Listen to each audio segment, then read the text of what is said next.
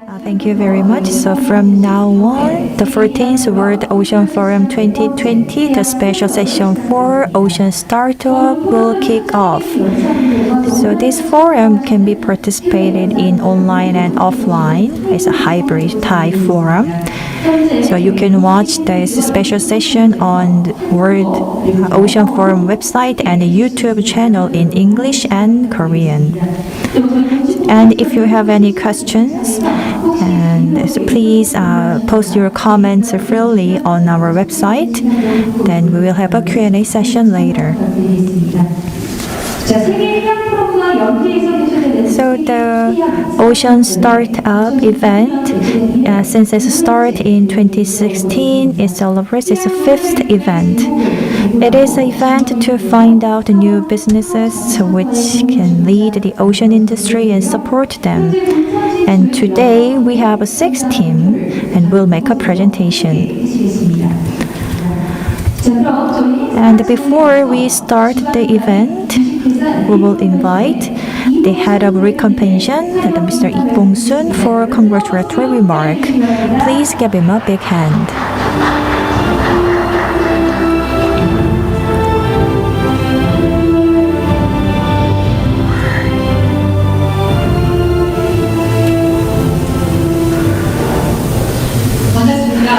Good afternoon, everyone and distinguished guests.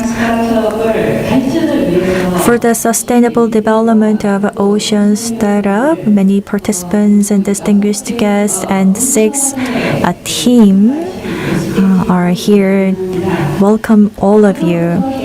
From in the past, the ocean business was a kind of a closed business.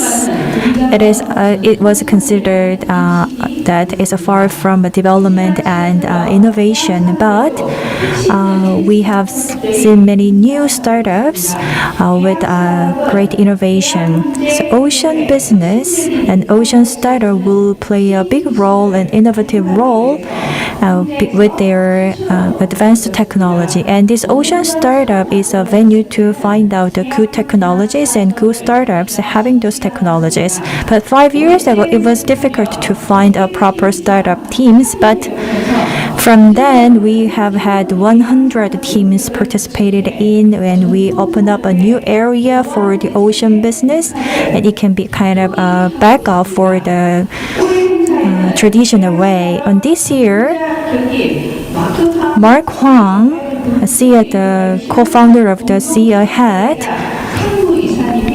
will make a presentation about ocean startup. So he accepted to be a speaker. So I would like to express my thanks to Mr. Mark Huang. I really expect your wonderful speech. And this year we invited Mr. Park Kwang-yeol. He was with us since last year and also joined this year, and thank you very much. And also we have the head of Kwon Soo-rim and Mr. Lee Jung-jin, and we have Mr. Cho Jae-man. Thank you very much for being here with us today. 2030 Ocean Startup, we have 18 teams. You will show us new technologies to all. It will be a big help to make a great innovation in ocean business. Thank you. Thank you very much once again.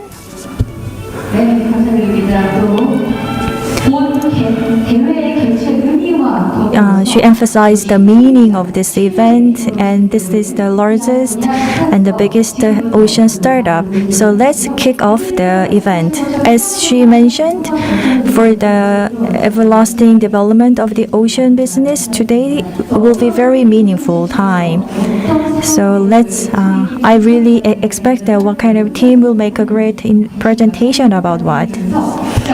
So let's invite our key speakers. Mr. Mark Huang participated in online.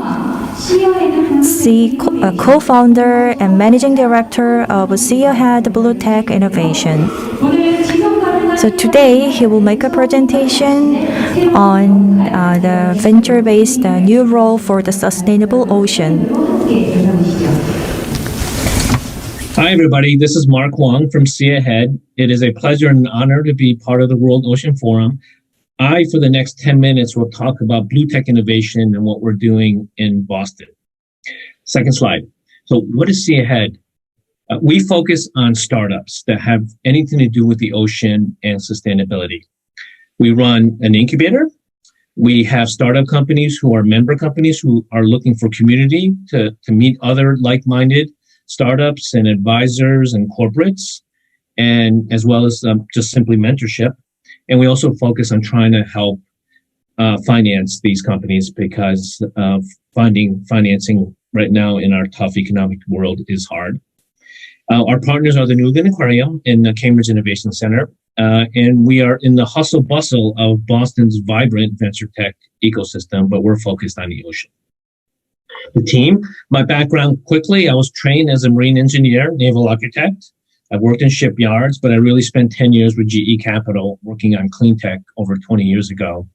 Had my own venture capital fund and had also served in the Army Reserves as an officer and in nation building and economic development. Our team has a maritime, clean tech, startup, and consulting background. So what is BlueTech and why now? Now, one, at a very high level, just for us as humanity on Earth, we are having population growth that's going to go over 9 billion people.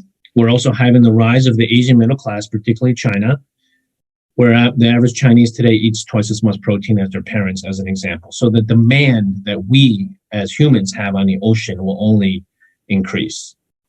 From an economics perspective, the OECD believes that the maritime marine-related economy in the world will grow at twice the rate of the average GDP growth for the world. So it's also, we need to do something about the ocean to make it more sustainable because we're demanding more, but there's also top-line revenue growth. So what is happening on both the intersection of sustainability and the ocean in the private sector? Here's some newspaper clippings that are just examples. This is BMW, which makes cars, of course, but they are looking at the circular economy, how everything they do becomes recycled, to include looking at what type of ships actually move their cars and how are they recycled and if it's done in a recyclable way. That's new. The next example, Unilever, is simply all the plastics that we consume. Now there's a big push from us consumers saying we want the plastics to be biodegradable or easier, more recycled, because many of the plastics end up, as we know, in the ocean. The third one is seafood, whether that be all the illegal fishing and overfishing and wild seafood or the interest in more sustainable aquaculture. And the last one here as an example is traditional clean tech, but now applied to shipbuilding, ports, and shipping. This is one example of a headline in Los Angeles, Long Beach, that they're going to spend $14 billion to clean up the pollution coming from the port. And that's not even talking about carbon. So SeaAhead, how do we look at the world regarding blue tech and the opportunity? So the blue lines going horizontal are advances in certain technology sectors that are happening independent of the ocean. Robotics, AI, and Internet of Things sensors. There's advances in software, and there's the data analytics. There's material science advances. There's hardware advances, such as in clean tech. So we see the intersection. We look for the intersection of these verticals. How can these advances in technology and material science and other related hardware apply to offshore renewable energy, apply to fisheries, apply to aquaculture, apply to ports and shipping, or marine debris, or a smart city? We focus only on the ocean, so we only talk to people really on the ocean. The clean tech crowd really focuses on land, and that's a big difference. You're seeing in the world now these rise of these new blue tech incubators and accelerators all over the world, and naturally they focus on what they're good at. The Norwegians are focusing on shipping and aquaculture. We focus on less so on exactly the fishery part of the aquaculture, where we really focus at in the Boston area of bringing the technology into, let's say, clean tech and shipping. The couple specific examples. Let's talk about maritime. Right, we all know of the multitude of new pollution requirements that are hitting global shipping. So, just an example of the opportunity is there's an estimate here in the Wall Street Journal. It's going to be $1 trillion worth of spending just on carbon to decarbonize shipping. An example of where we see why innovation can play a role. This company is plasma water treatment from Cleantech. We've worked with the company to bring their technology to tackle invasive species in ballast water or gray water on a cruise ship. So it's an example of technologies developed in other sectors, and how do we bring that into the maritime and marine sector. The living ocean is aquaculture, which now can also include seaweed as well as wild fisheries. This is one of the highest growth markets that we see in the blue economy. We just demand more protein from the ocean. That includes aquaculture. How do we make aquaculture more sustainable, more efficient? Smart city. I've done a lot of work in smart city. The numbers are big, but we focus on what's underwater in a smart city. So, the example, that little picture on the left here is an underwater drone in New York City that really only focuses on gathering data underwater. It is a smart city device. It's just not traditional like LED streetlights. And of course, there's the ocean plastics. A lot of interest on tackling plastics and what we do as humans in our waste that goes out to sea. So I mentioned this is what we do at SeaAhead, from financing to incubator to mentorship. We are in Boston. Why Boston? Boston is number 2, possibly number 3 in the world in venture capital. As a standalone institution, it's not only MIT, but MIT, as an example, produces the most amount of intellectual property of any campus in the United States. As a standalone, it is a center of excellence in life sciences, clean tech, and robotics. We're looking to bring those advances that Boston has into the maritime and marine sectors. So this is an example of what the Boston ecosystem looks like. It's a dense cluster with amazing capabilities. Here's an example of some of our startup companies. They range from fisheries and aquaculture to robotics, shipping, offshore renewables, water pollution, and material science. Once again, all of these startups are looking for community or mentorship, and that's why they join our group. And I would say only 2/3 of this group is actually from the New England area. Many are actually from Europe, and 1 or 2 are from Asia as well. I mentioned we also run an incubator. We think there isn't enough help for early stage entrepreneurs who want to work on the ocean, unlike life sciences or unlike clean tech in the US. So the incubator is designed to give you a grant. We give you a place to work, and we give you mentorship. It's a 4-month program. And the idea is that we really want to help you get on your feet. If you're a researcher in, let's say, the New England area, and you want to work on something to do with the ocean. I mentioned the Blue Angels Investment Group. There's a lack of funding in blue tech, and it is like clean tech maybe 25 years ago. So the companies are particularly struggling to find investments. So we, pool a group of investors who are interested in investing. That could be individuals, could be corporates. And we've gotten 2 companies recently funded. And we're also looking to deploy our own capital in forming our own investment vehicle. It's SeaAhead LLC. So lastly, I will conclude is that blue tech innovation is happening. It's happening all over the world. So Korea is what? Korea is a global leader, clearly, in shipping. It has many ports. It's a global leader in shipbuilding. It's a global leader in seafood, and it's pushing renewable energy. And of course, our technology really shown through consumer electronics, where Korea is a leader. So the question is now with blue tech and open innovation, could all these competencies for Korea be brought to bear and focus on what some of the other places in the world are doing, saying how can startups help us work with our core strengths to really look at new innovation tied to the ocean through venture-based innovation. So in SeaAhead, that could mean working with Korea on technology market intelligence, helping scout relevant startups, helping be part of a community through events, and showcasing what is happening in Korea in the New England area, as well as helping to invest for certain companies in Korea that are looking to focus on blue tech. And that includes finding the deals, doing due diligence, as well as managing them. So I'll conclude that we're so excited to talk to Korea. It is such a big player in the world on the ocean economy, and it's a technology leader. And we would just hope to be able to follow up from this conference and talk about blue tech, SeaAhead in Korea. Thank you so much. 네, 여러분 박수 부탁드리겠습니다. Thank you very much.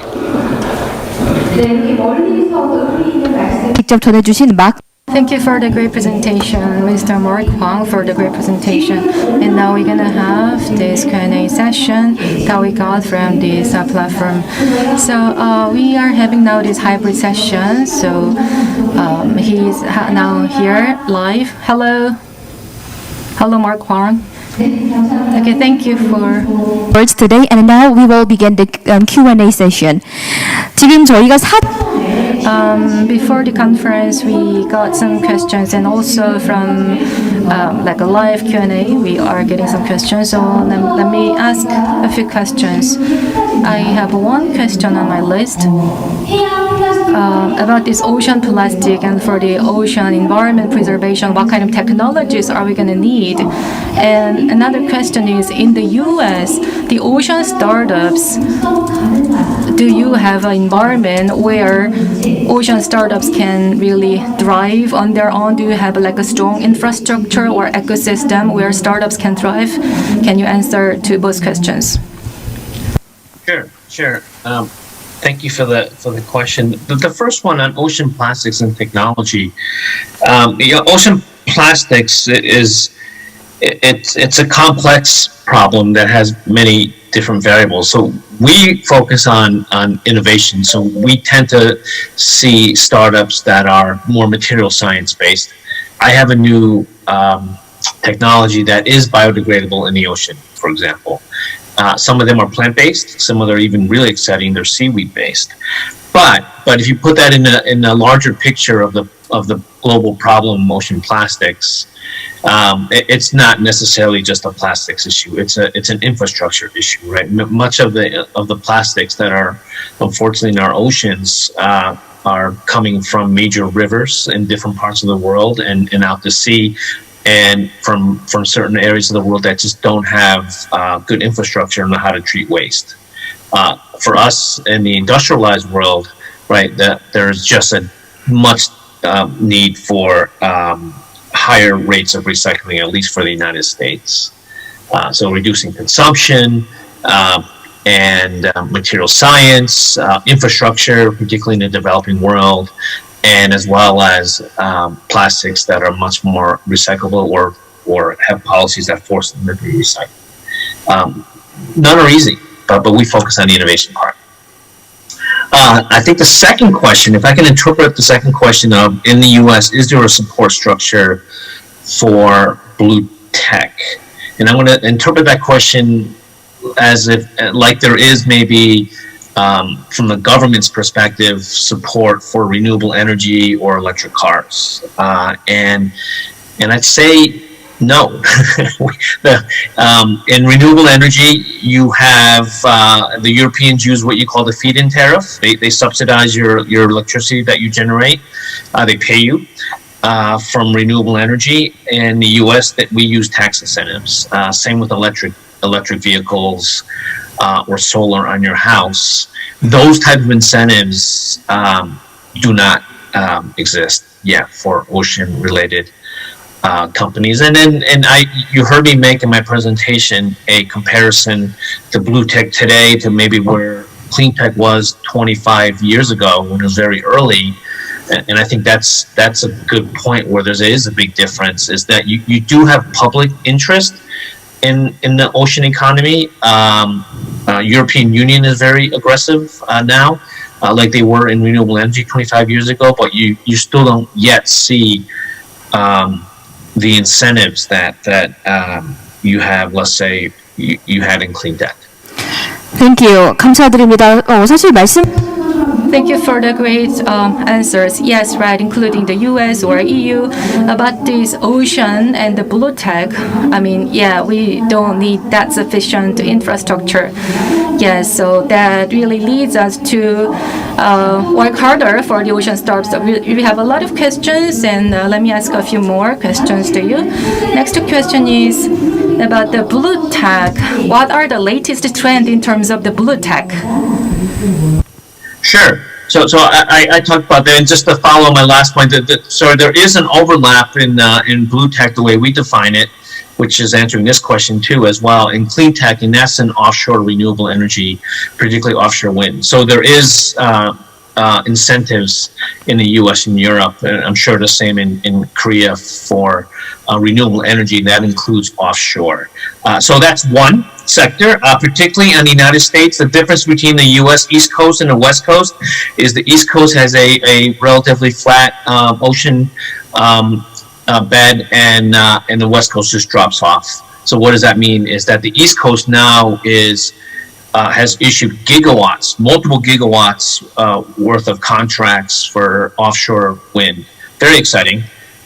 Estimated at least $70 billion of spend in the next 10 years on the East Coast for renewable energy coming from offshore wind. The West Coast, as well as other parts of the Pacific, will have to continue to invest and work on floating. But in the meantime, offshore wind is a very high growth area in blue tech, particularly on the East Coast. So what does that mean other than the obvious wind turbines? Well, there's a need for more ocean mapping. There's a need more for data. There's some very sensitive environmental areas. There's fishermen that that feel that the offshore wind will impede on their ability to fish. And there's some sensitive environmental issues such as the endangered Atlantic right whale, and more. So there we're seeing advances in underwater vehicles, or which can collect more data. And once you have that data, then you see advances in, let's say, data analytics, and that, as well as maybe virtual augmented reality, virtual reality, to help digitize, let's say, spatial planning, to make the permitting process go more easier, and as well as technology to reduce the operation and the maintenance of oil and gas. Of the offshore wind. So that's one. The second I mentioned earlier is aquaculture is probably getting the most global attention, because we humans are only going to demand more protein, and that includes from the ocean. The ocean cannot give up more wild fish with the heavy fishing, particularly in international waters. So the expectation is that aquaculture will play a much greater role in feeding us people, and it's questionable if some of the aquaculture today is very sustainable. Drugs are used, the waste, catching small fish and grinding and making fish meal to feed aquaculture is not sustainable. So we're seeing the first venture capital investments looking for alternative feed. As an example, we're seeing also startups looking for more applying digital technologies to aquaculture. So traditionally, aquaculture has been a lot of marine biologists. Now you're seeing, just like in other industries, where they're putting sensors in the water, and the sensors are collecting better data, and data scientists are trying to figure out, working with the farmers, what that data can mean, and be more sustainable and have a higher efficiency. Aquaculture can also include new growth areas like seaweed. There seems to be a lot of interest for seaweed, whether as feeding us or as an alternative feed for aquaculture in the U.S., for example, for pigs and cattle. It's a lower carbon feed and carbon footprint, that is, as well as possibly even for biofuels. The United Nations IMO 2050, right, is a very difficult target for the global shipping sector. There's a lot of interest in hydrogen, so that's another topic of the hydrogen economy and fuel cells, but there could also be a possible solution with biofuels, maybe even from seaweed. And then the other is just the whole coastal resiliency and the intersection, particularly with the urban area. There just isn't enough data that's in the water in our cities on or under the water. So we're seeing some new business plans and new efforts to really put technology that's actually underwater to get a sense of whether for the next hurricane or sea level rise or just pollution. And there we feel that will only increase because there's only going to be more people living in the cities, in the coasts. 네, 감사합니다. 다양한 또 블루테크 Thank you for the great answers. Thank you for your answers. So due to time constraints, this is gonna be your last question. Please make it brief. The startups, ocean startups, you said that we need to have a community of the ocean startups. Do you have any good ideas about exactly what it should look like? Sure. So one economic theory that is this what they call economic clusters. Clusters is not global. Clusters tend to be regional, maybe 100 or 150 miles. Silicon Valley is a technology cluster. Hollywood is a media cluster. Boston is a life science cluster, and of course, Korea is a technology cluster as well as shipbuilding and maritime. So what we're trying to do is and particularly starting with New England, is see if we can stimulate the creation of a blue tech cluster, and from New York up to Maine, particularly. So what does that mean? It means that all the different pieces of that economy, though, some way somehow are connected.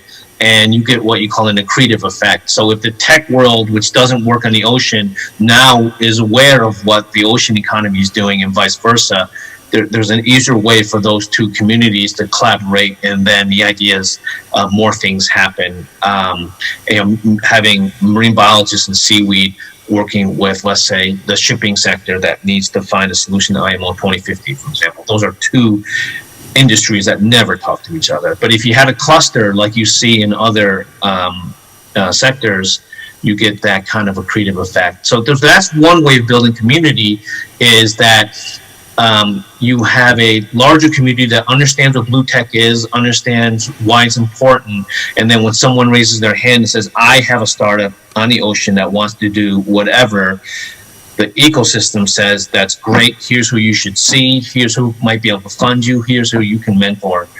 And once we have that, in different pieces of the world, then it can also have these clusters speak to each other. We talk closely with Catapult Ocean, our peer in Norway. We also track very closely, for example, what's happening in Seattle with Maritime Blue. I just listed 2 sample ones. I put that chart up of the others. So each regional economic cluster can also be connected to its global peers. And then I'll conclude is we'd love to see a blue tech cluster in Korea, in Busan. Thank you. Yes. We'd like to extend our sincere gratitude for your time and also meaningful and insightful words. Thank you for your time today. 네, 이렇게 So that was for our keynote presentation from Mark Huang and with insightful answers.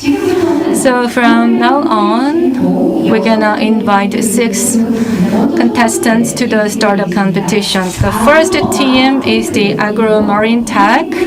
등 청색 기술을 활용한 트랙형 The track-type aquaculture tank using blue technology such as a microbial culture technology. Let's invite Baegon from Agro Marine Tech.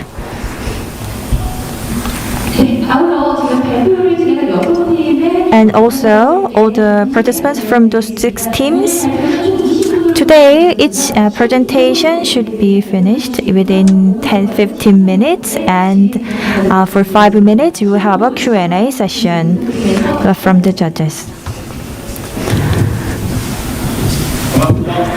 Good afternoon. I am Baegon from Agro Marine Tech, and today I want to talk about the track type aquaculture basin by using blue technology such as a microbial culture technology. Agro Marine Tech is combined the agro, marine, and technology. The reason we start this business is that the local areas have been disappeared because there are many idle lands, and the people left those areas because of aging population, and many of them are committed to rice farming. So by providing fermented microorganism to improve the feed efficiencies, and also secure the cultivating fishes in a closed net. And by providing this kind of technologies, we want to make young people to move on to those fishing villages. So now we set up a manual to maximize income by cultivating shrimp 4 times a year. In a normal technology, only 2 times a year is possible. So we turned this cultivation method in an indoor type. So how to feed, and we need to improve. We will improve the how to feed and the water quality to achieve to improve the productivity. But at the same time, we need technologies.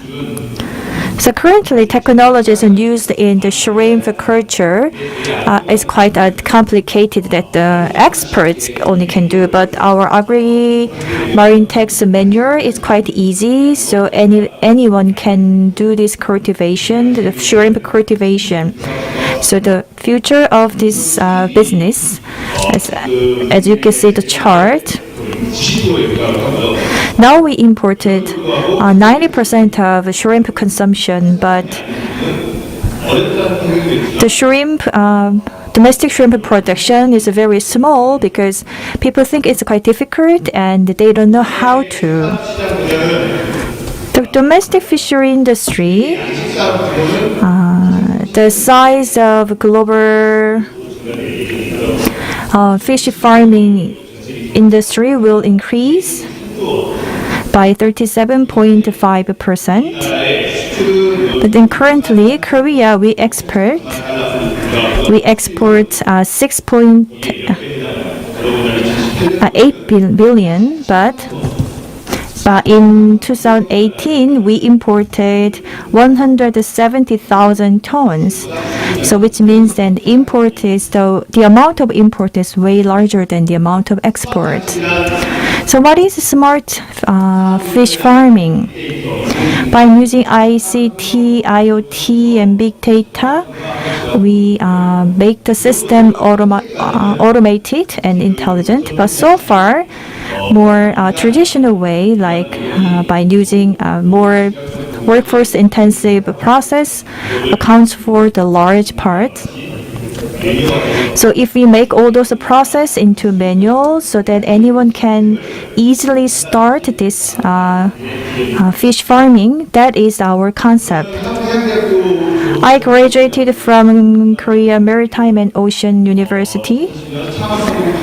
In 2020, I joined a new startup academy and I started my business with this item.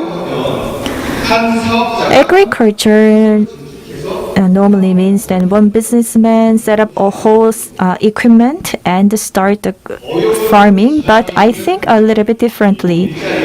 People who are in difficulties or people without any jobs, we can give a chance to start something without leaving their hometown. I think that is the fish farming or this kind of agriculture. So if we deliver them those technology easily, then they can work together to get a support from the government and start this agriculture, and incomes from that agriculture can be divided among them.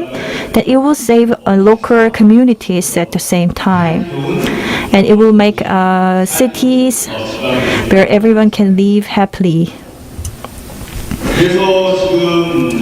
So the thing I'm doing now is a track type fish farming basin. It will help to create new jobs, and it will make more advanced fish farming, and young people can move into those fishing villages. And to achieve those, I can make a kind of virtuous cycle by introducing this technology. Maybe track type basin is a little bit difficult to imagine what type exactly, but I want to say that I want to start this kind of new business with people in difficulties.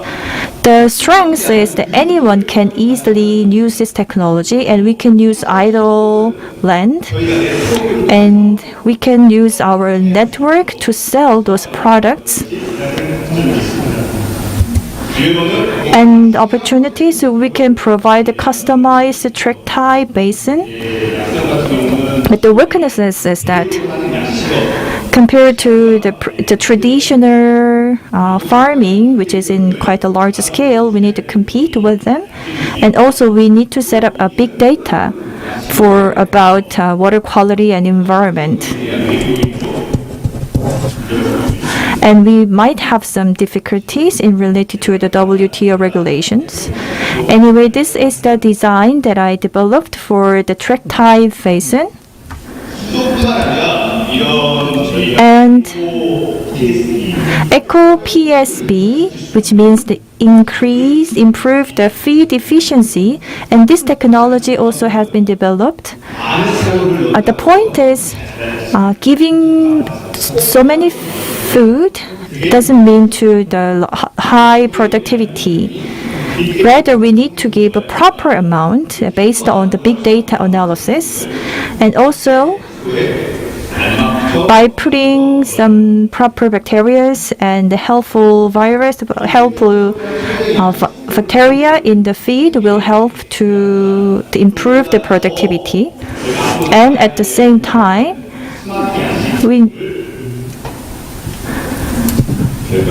I think we need to introduce a smart aquaculture technology. But to that end, we need some enough budget. So instead of that,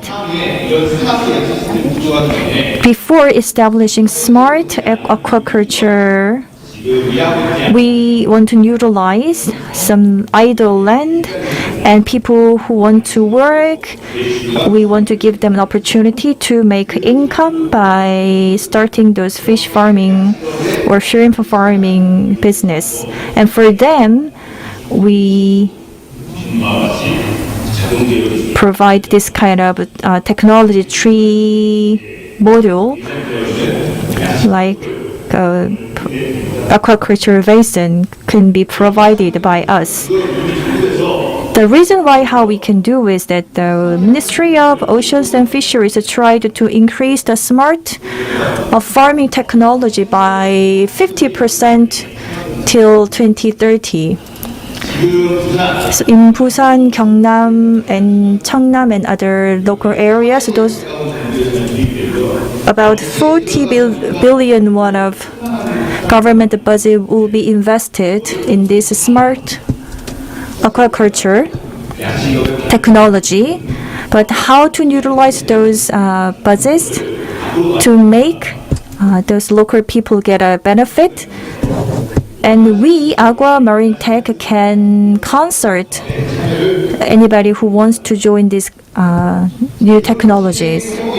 So currently, we can.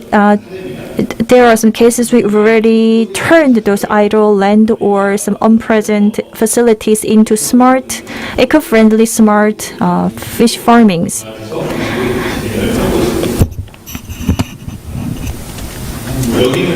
And this is idle land. So not just inside, we use the idle land, like idle field, and we can make it as a aquaculture farms. And the point is, we build up some trust with the local people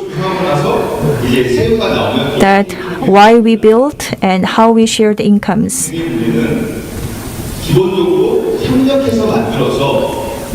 Based on the cooperation, we build all those facilities, and when we sell the shrimp and we make income, then we can share those outcomes.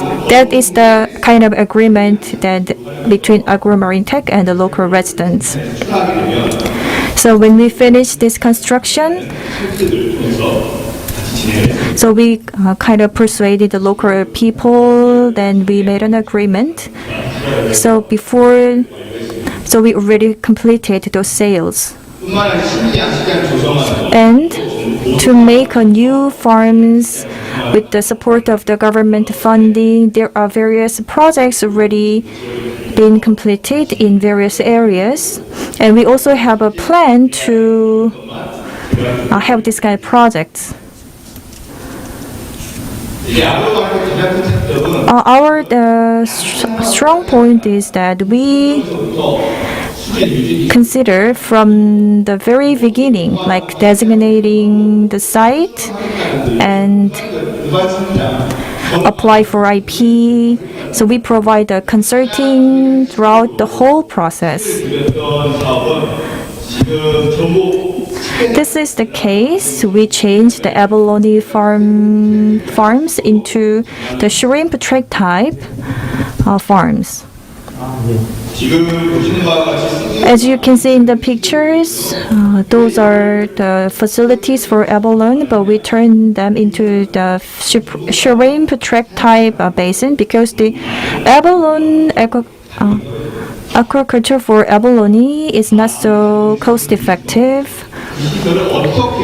So to utilize those idle facilities properly, we change those some facilities for shrimp. And technologies we have developed, we apply for the patent. And this is the sludge reduction technology by using propeller.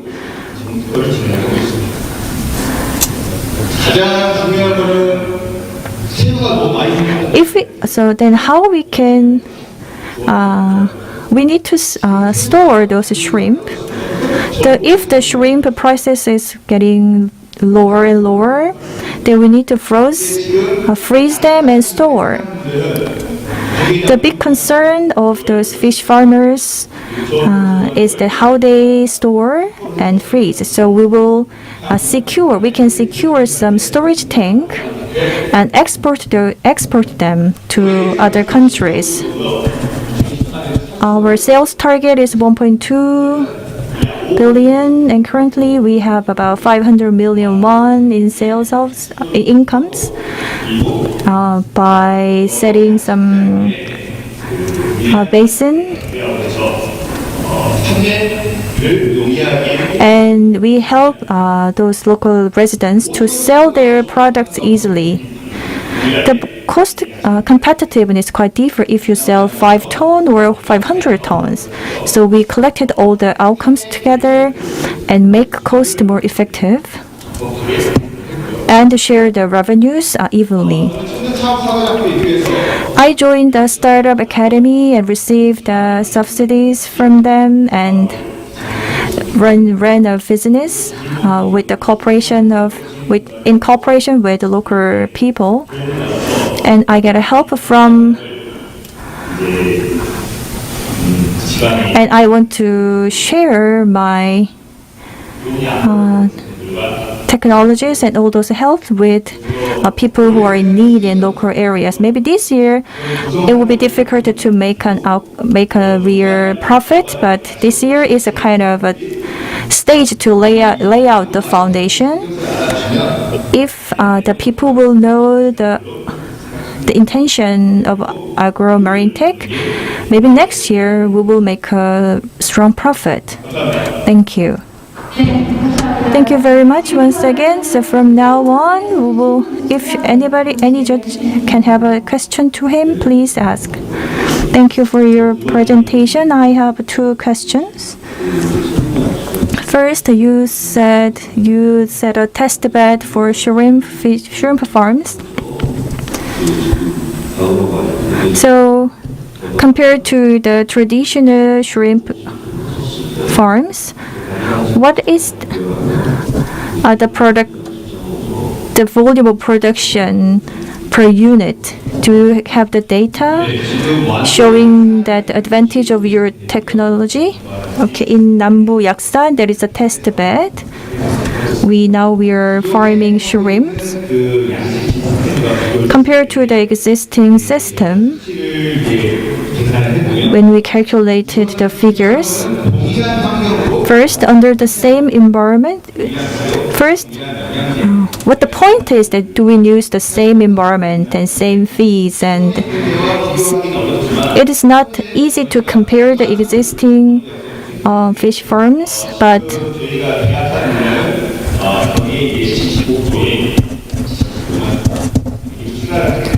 we made a contract to sell the 75% out of a whole young shrimps. My point is, if you use your technology, what is the percentage of mortality rate? And if you sell those shrimps, there are some shrimps with low productivity. So, what is your competitive edge compared to the other traditional fish farms? So, when you make a presentation next time, please prepare the data, that kind of relevant data. And when you introduce your company, you didn't introduce personnel in R&D. So, how do you develop technology, and how did you secure it? So we have employees from Maritime University, and we also have people who learned how to cultivate fish farms. And we also invited some doctors with special knowledges. And so far we have 8 expertise, and out of them 4 go to the field and help the local people to set up the foundation. And we have 2 expertise in technologies and 2 for administrative works. Thank you. So is there anybody who have a question?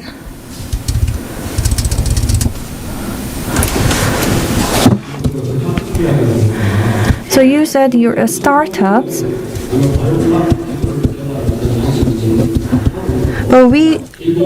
but in the industry there are many companies who have biofloc technologies, and some are here promises 400% of profits to sell their technologies. So, compared to those other countries, what is the business model of agro-marine tech? So, the purpose is to sell your technology or lend your technology and share the profits with the local people, or do you want to help those local people open the fish farms? Or you help, so you said also you provide the consulting from the whole process. But as a startup, I think that you need to attract funds or budget investment as an agriculture tech. So I think you have set up a business model. The point is flexibility. We provide consulting what the customers need, and we provide a customized proposal.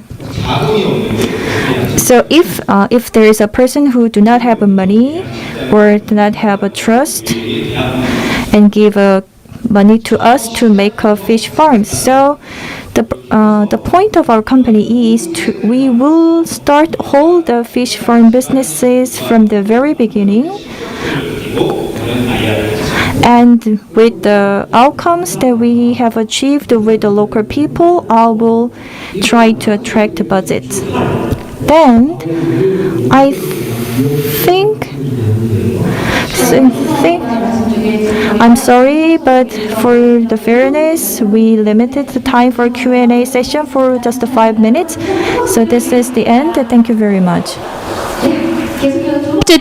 And next, we're gonna invite the second presenter for the fairness. We're gonna have like a 15 minutes for presentation and 5 minutes for Q&A. Please keep the time.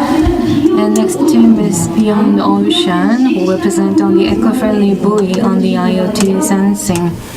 Are you ready? When you are ready, please come up to the stage.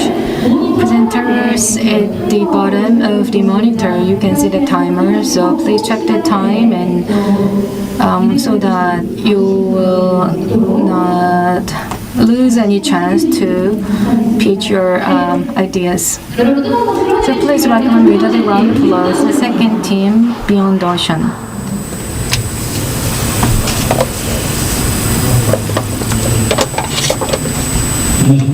Hello, good afternoon. I'll present on the IoT Beyond Sea Sensing Eco-Friendly Buoy Development. President Lee Jong-tak from Beyond Ocean. Unlike the other startup competition, we are having this special session as a part of the 13th WOF, and it's a great honor for me. So let me start my presentation. So this picture is the oyster aquaculture center that we have in Kaje, and for the aquaculture we use a lot of this polystyrene buoy, and starting or since the 1980s we have been using this for over 40 years, and it made a great contributions to providing the protein to people, and this is one of the reasons that we can have whale or the raw fish at a reasonable price. And in Korea, Korea is a country where you can have oysters, good oysters at a reasonable price because of these polystyrene buoys. But it caused some environmental issues. Because it's made of this polystyrene, it creates a lot of waste in the ocean because it can create or generate some crumbles, and the fishes and then human beings can consume or take in these debris. So since 2015, the Ministry of the Oceans and Fisheries have been implementing a project to provide eco-friendly buoys. So 57 countries and 486 products have been developed for this purpose, and even recently an aluminium buoy was developed, but there's also an issue because it's easy to break, and it can cause some accidents for the ships, and it can create some safety issues. So fishers still prefer polystyrene buoys. So the ministry released or relaxed their standards for these eco-friendly subsidies to allow cage culture or the foaming buoy for the raft. And fishers want the buoys that will not break. And also we have some issues with the pinnacles. And also to address these issues, we create this new design with a hole in the center, and there is a spiral design or pattern so that they can spin on their own. And for this one, we registered a patent. So based on this patent, we developed this product. It's really eco-friendly. It can spin on its own, so barnacles will not be attached to it, and we can connect it horizontally so it will not sink and it will not break down. So we have developed this one for different volumes for the cage culture and for other purposes, and we named this as Kobugi, and we are now working on the prototyping and trying to get a test result from testing agency. However, these eco-friendly buoy still have some issues because fishers still are concerned about the safety, because the polystyrene buoys may break down but they still stay there, but these eco-friendly buoys, inside there's a hole and it's vacant, so they are not sure about the safety. So we need to tackle the issues of the safety and to spread the use of these eco-friendly buoys. We are now trying to develop really eco-friendly ones with the sensors, IoT sensors, so that we can prevent some accidents that may happen or caused by these buoys, and so that we can contribute to environmental preservation. And we have applied for patent with this product. And this one shows our monitoring system in the ocean with the IoT sensors. You can see the locations of the buoys. Blue one shows it's okay, it's normal, but when it turns red, it means there's some issues, and when they sink or when they break down, it will alert the owners. So how does it work? With this floating buoys, with our own prototype product, we could address the problem of sinking, and in the cage culture as well, we can remove the barnacles being attached. And using this floating structure, we can also address the issues. And IoT sensors, if they are applied, then we can achieve even higher efficiency. So in developing IoT sensors, we are now working on 4 different areas. First one is to add stainless ring out to the outside of the buoys, and also to check whether their spinning works. We are now doing the testing, and also we have this project to test their functions, and on site we are also conducting some testing of their functionalities. However, in aquaculture farms, still they have some issues of sinking, and also the cage aquaculture farms have issues of debris from the ocean being attached to these buoys. They may take it out of the water, and they should remove them on land, so it costs a lot, so they are also concerned about the safety. So to address this, we attached stainless ring to the outside of these buoys, but it was too expensive. So for our second prototype, we want to develop something that's less expensive, but still we have to work on the safety concerns and deliver really eco-friendly products, and that's why we are now working on these IoT buoyancy sensors. And this is our timeline. December this year, we plan to get the certification from the ministry and start to market the products, and also we will work on registering these products with the Association of the Fisheries. And this picture shows the latest technologies that we see in the ocean market. The government released this Green Ocean New Deal in July this year. And when you look at this UD project, there are 18 projects, and one of them is to remove all the polystyrene buoys from the aquaculture farms. So they will replace them 100% by eco-friendly buoys by 2025. And the ministry is also allowed to use foaming type buoys, and they started to implement this policy from July 2020. And also Lotte Chemical also released their own product of EPP, which is also a foaming type. That's not really eco-friendly product, but still they released this product. And also Nexen Tire, the company that you know, also released a new product. And in the oyster aquaculture farm, I saw a placard that showed that they developed a really eco-friendly floating buoy. So maybe theirs is quite similar to ours, not the foaming type buoy. So I think this can open up even further opportunities for the market.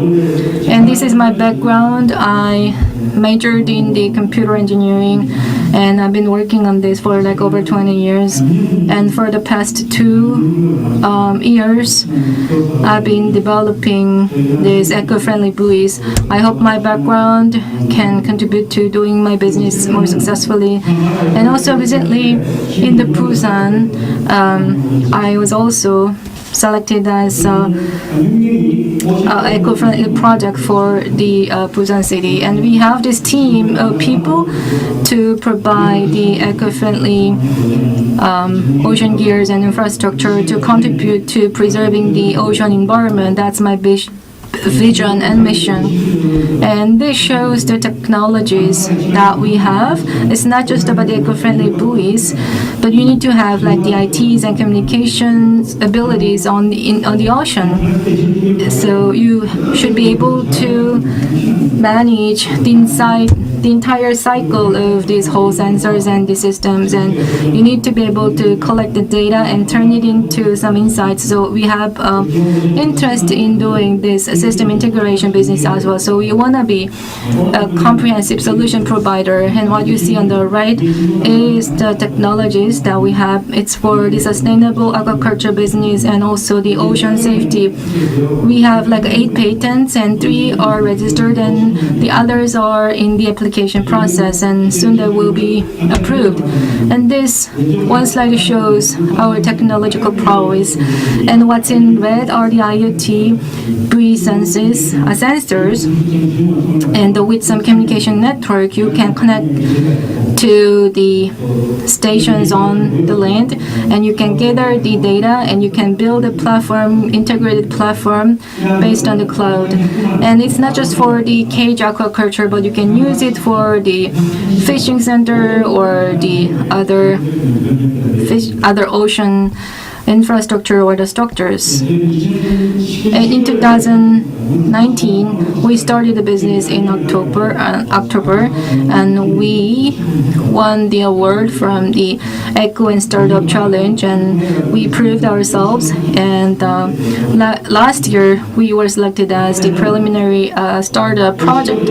And until July, we successfully completed the projects for preliminary startups. And by next year, we will continue to execute the project to get the innovative investment.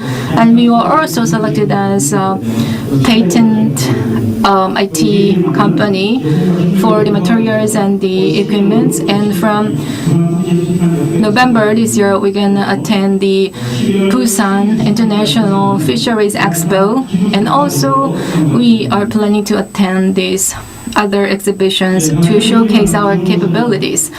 Still, there's a long way to go, but there are so many opportunities in the ocean. Although we have rough way ahead, but we're gonna take this challenge. And the Korean New Deal is a combination of the Digital New Deal and Green New Deal, and that's our mission. We want to be a part of this New Deal vision of Korea. So beyond the ocean, want to grow into a unicorn company based on our real eco-friendly technology. We want to save the ocean and environment. Avengers assemble. We're going to be there, and we can do it together. Thank you. Thank you for the great presentation. That was the team number 2, Beyond the Ocean. And now we're going to take 5 minutes to take questions.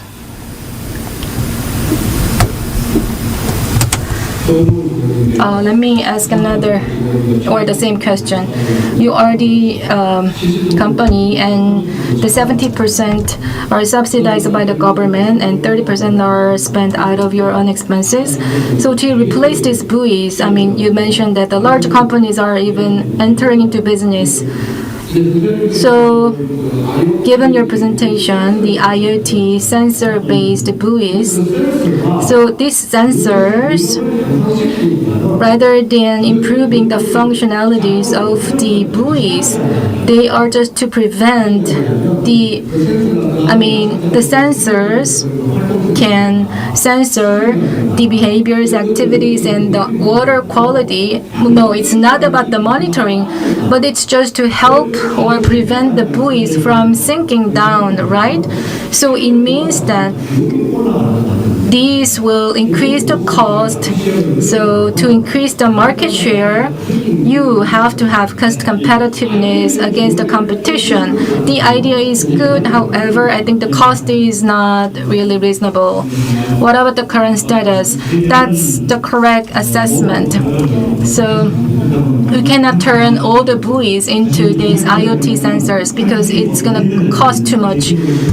These buoys will like a 2 meter long, and you need to have like 153 sensors. So to have that all capability, it's gonna cost too much. So what we are planning to do is to have these buoys at the both ends of these lines. And for the cage aquaculture farm, you will have the sensor-based buoys at the 4 tips of this aquaculture center, because the sensors are more about to build this whole infrastructure and to have or to replace the minimum necessary buoys with these eco-friendly ones. And in terms of the price, yes, the cost would go up. However, well, this is really eco-friendly buoy, so I am willing to offer these sensors for free.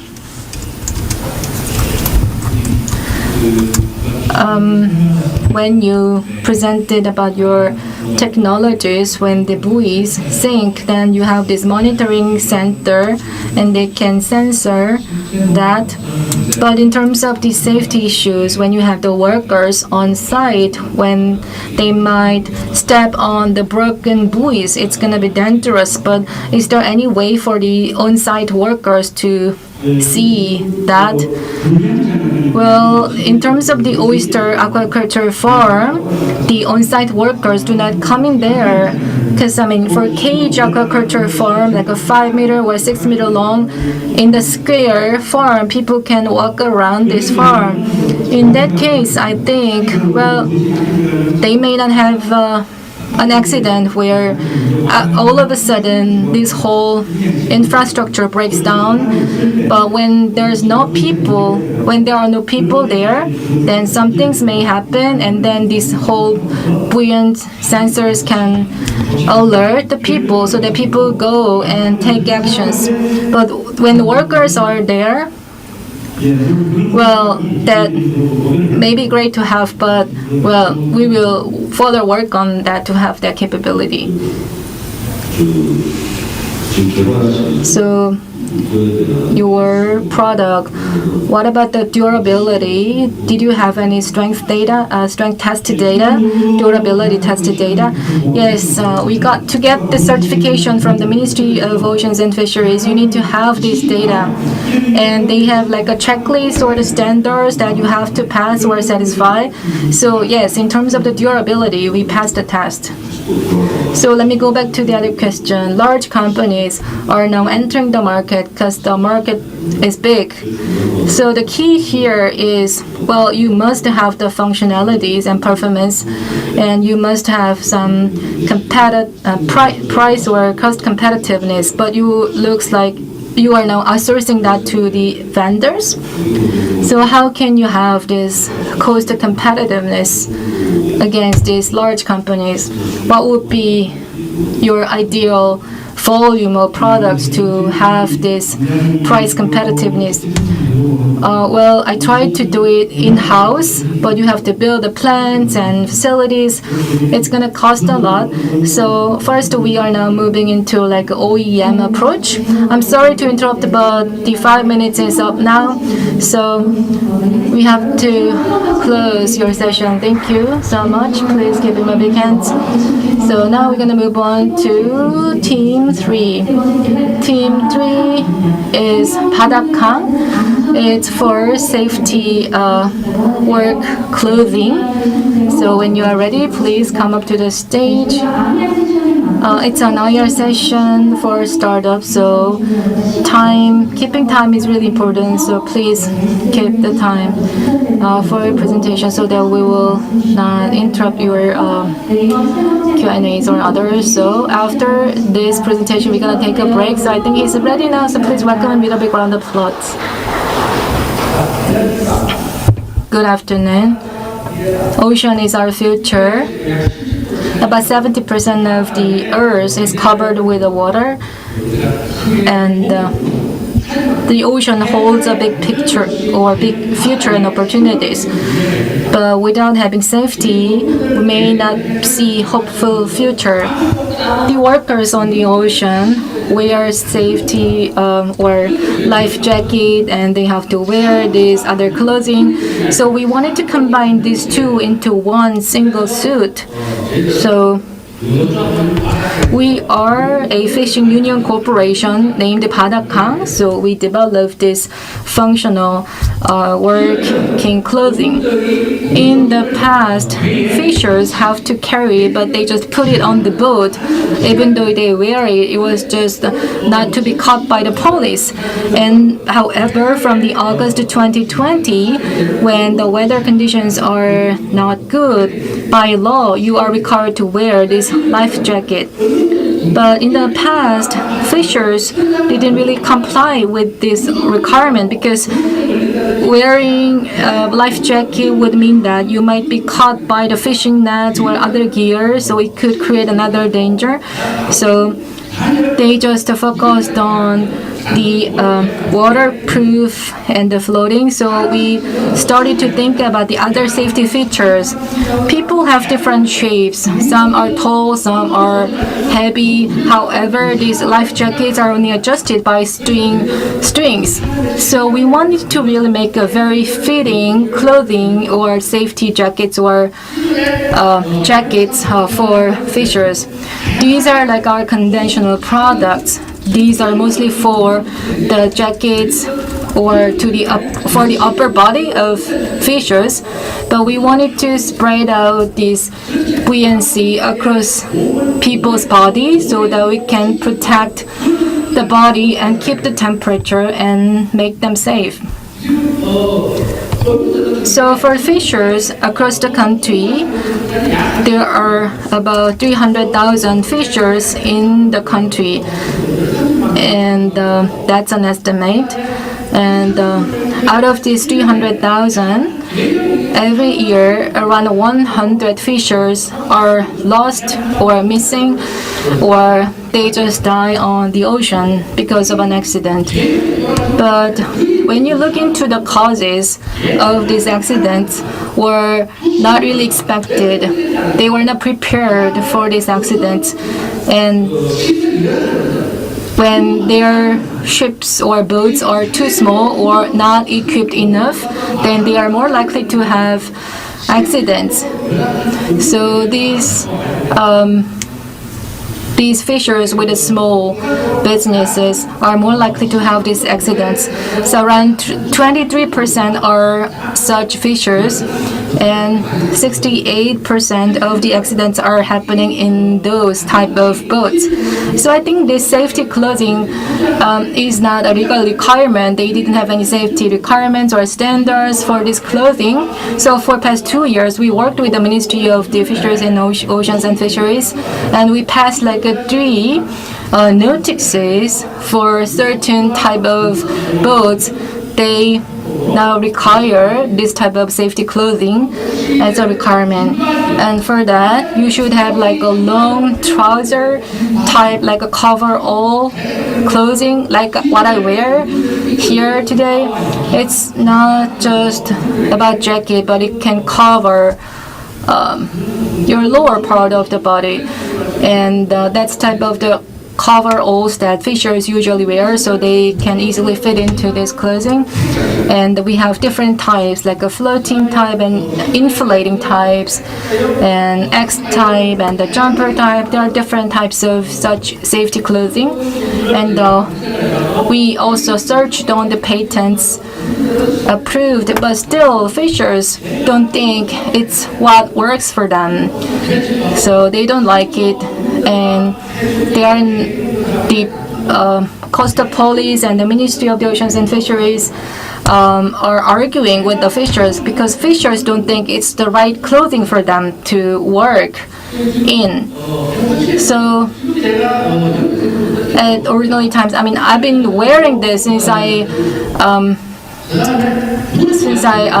left my hometown, and I've been wearing this for days, and this is really easy to wear, and I can inflate this tube so that I can block the leakage of water so that you can prevent your body temperature from going down. And on the boat, you only have limited space, and there are a lot of fishing gears and a lot of stuff, and you have to be able to move freely and comfortably in your clothing, and it should be very flexible so that you can move freely. But the rubber-made the trousers were not for that.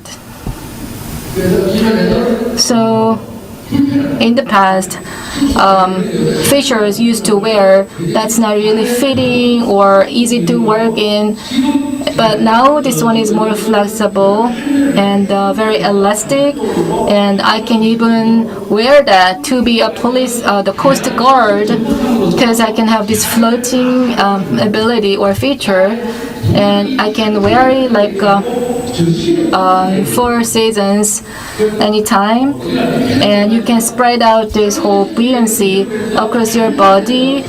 And sometimes when people fall out of the boat, people cannot get out of the water, but when you wear this suit, you can easily get out of the water, and the whole buoyancy helps you to stand straight, and also there's no like different parts attached to gear, so it will not be a hindrance to your work. And also you can inflate this suit by blowing into this tube. My background is about the ocean plant and the energy or the ocean currents, but in any plant or in any work in the ocean should require safety of workers. So I created this Fisher Union Corporation. So I got the support of like 450 billion won as a support or as finances, and I'm now working on developing these products.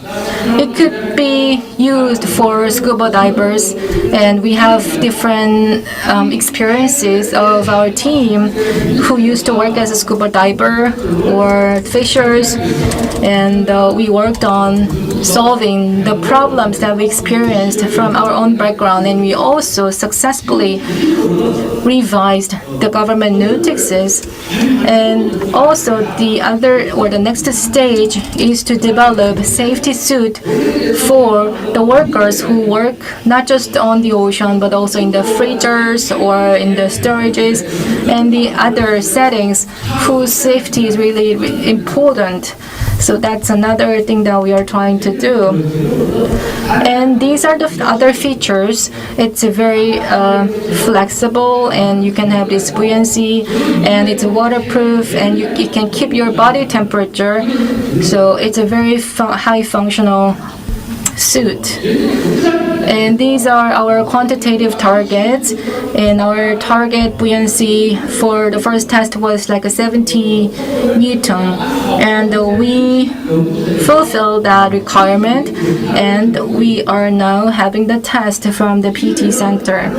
And in the past we had this analog based processing or the manufacturing process, but now we are going digital, and maybe in the future it could be available at a lower cost. That's our future plan. So this is what we worked with the other research centers and the fisheries associations and the other stakeholders to develop the channels to market our products. Our market share is around 5%. What we expect in a year is 5% of the market share. But in terms of the sales, the target market is fishers, but the fishers don't usually buy this type of suit on their own, so online or offline marketing didn't work. The only channel is to work with the support project for fishers. So we gave up on the ideas of B2C or B2B.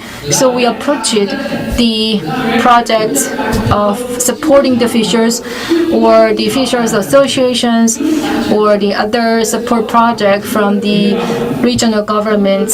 So as a result, we could work with this association of the advanced fisheries leaders, and we could have this MOU to get more fishers from this association. So we signed an MOU with this association.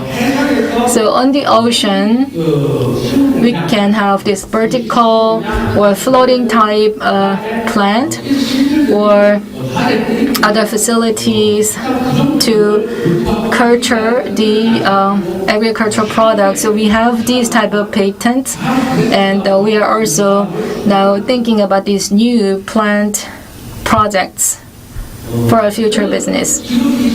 Well, from my business, I mean, if we can get this investment, I don't think it will take my pie out of the market, but it can grow the pie in the market if we can get the investment. So I am willing to attract more and more investment, and as was mentioned in the other presentations, it can be a good foundation for larger businesses in the future. So expected effects would include we can prevent the human loss from the seaborne accidents, and also we can build the expertise by having more experienced peoples, and also we can lower the turnover of people so that people can stay longer. And also in terms of our business, we can create or generate more jobs to manufacture these products. I mean, cost-wise or technology-wise, it doesn't make sense. So we are now working with a Taiwan company on an OEM basis. So if we can build a manufacturing plant on a smart basis, it can really generate more jobs, and it can lead to the other products, and we can export this to the other countries, and we can lower the cost of manufacturing as well. So for fishers, well, safety is important, but they are not really required to wear the suit. Of course, to force them or to enforce the requirement, you have to first provide the right suit with the right safety features. So you have to first supply those right suit before you enforce the requirements. So in this regard, I hope the ministries and also the other associations can help us so that we can reduce the human loss caused by the seaborne accidents. So I think this suit can help fishers a lot. Thank you for the presentation. We're going to move on to the Q&As. Any questions? Thank you for the presentation. I have one question. So this suit has two different functions. It can be for working and it can be for life-saving. In terms of life-saving feature, you can inflate with tube, but on the ocean, if you have like an accident and if you fall into the water, does it inflate automatically, or there should be someone to help you to inflate the tube? Can you elaborate on that? Okay, let me show you. The Ministry of Oceans and Fisheries and Nautics has the standards of like the first or the initial buoyancy should be 70 Newton. 70 is the standard, but what I am wearing now, the buoyancy is around 60 to 63 Newton. So in the PT test center, we stopped the test because it was below the standard. But in another research center, we checked, and the standard for the test was that people could float above the water, not the 70 Newton threshold. So we complained to the ministry that you should revise the standards. So I made some changes, modifications to my product. So here you see a tube. You can have like a buoyancy of 110 Newton, and when you exit out of your boat, you can have like different levels of the buoyancy, and like 5 different people can hold on to you when you are falling out of the boat.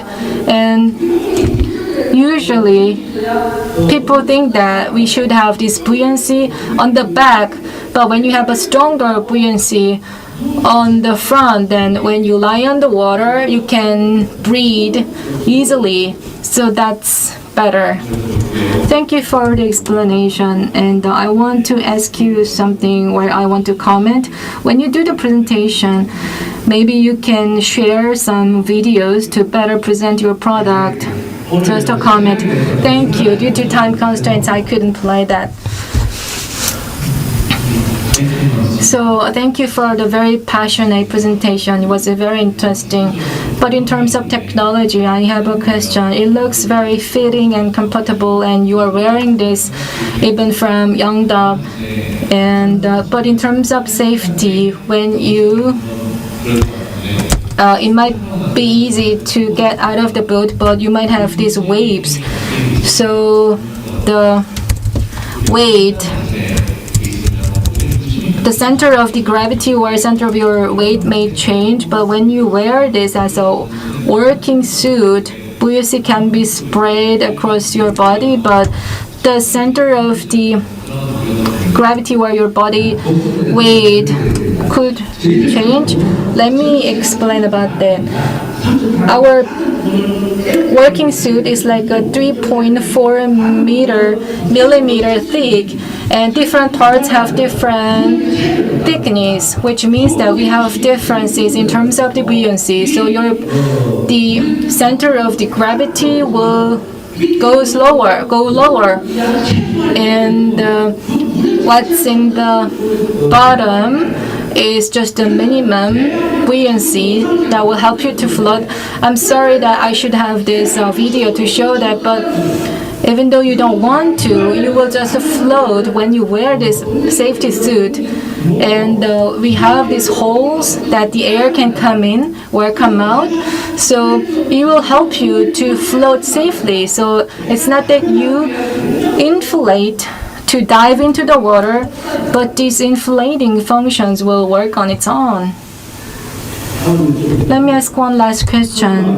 In terms of the patents, you said that you work with the Taiwan company for the OEM, because I understand that you couldn't get the right cost in Korea, but in terms of the materials, do you have any patent? And is it because the Taiwanese company have the patent? No, that's not it. My team has the patent, and I think even Japanese market and Chinese markets are even bigger than the Korean market. I'm sorry to interrupt, but the time is up. But thank you. Please give him a big round of applause. It was a very passionate presentation. So that concludes like the first part of the presentations, and we're gonna take a break, and then we will come back for the other 3 teams' presentations. Thank you for and look forward to the great presentations. Please stay with us. Thank you. So far we have 3 presenters and introduced various sectors in the oceans and marine industries. And now move on to the next 3 teams' presentation. I really expect what kind of topics they will do it. So let's invite the first team from Kosan. The Kosan will make a presentation on the self-generated lighting buoy. So please come onto the stage when you're ready. So the presentation time is for 15 minutes and the Q&A 5 minutes for Q&A. Please keep the time limit. Please welcome the Kosan. Give him a big hand. Good afternoon, Ko-sun. I'm the lightning man. I am called as a lightning man. I'm very happy to have an opportunity to introduce our new technology. Can you imagine what it looked like? I introduce it. We try to achieve a zero electricity charge, self-generated luminous buoy. In oceans, we always have wind and wave. By using them, we want to make a semi-permanent, self-generated luminous buoy. Currently, all those words are introduced in the TV or news. So ships failed to find those fish farms, causing big accident, and it causes big damages on ships as well. And for the fishing ships who work at dawn or in the evening, they cannot see the fish farms, so they had to wait until the sun rises. Of course, they have a GPS, but considering the situation in the oceans, it is incorrect many times. And PD Suchop, which is a TV documentary, showed that there is a mud flat experience. It's kind of programmed by the tourist company. So people came to the mud flat near to the fish farms or agriculture farms. It will make some damages on those farms. So fishers will do the night watch. So all those problems occurred because why? And no one make a compensation for those damages. That's because there is no clear boundaries, so it is not easy to figure out who is responsible for those damages. So you can see all those news. You can see it on the portal site. So the Ministry of Oceans and Fisheries made it mandatory to put a luminescent buoy, but it's not possible to connect the electric wire. You need to make some generations to make some light. So many companies developed buoy using solar power or batteries. But when it comes to solar power, it costs a lot and low efficiencies. And even though it make good efficiencies, the efficiencies became slower and lower, and due to the feces of seagulls or salt from the seawater, the solar panel doesn't work. And for about batteries, there are 300 to 500 buoys for one fish farms.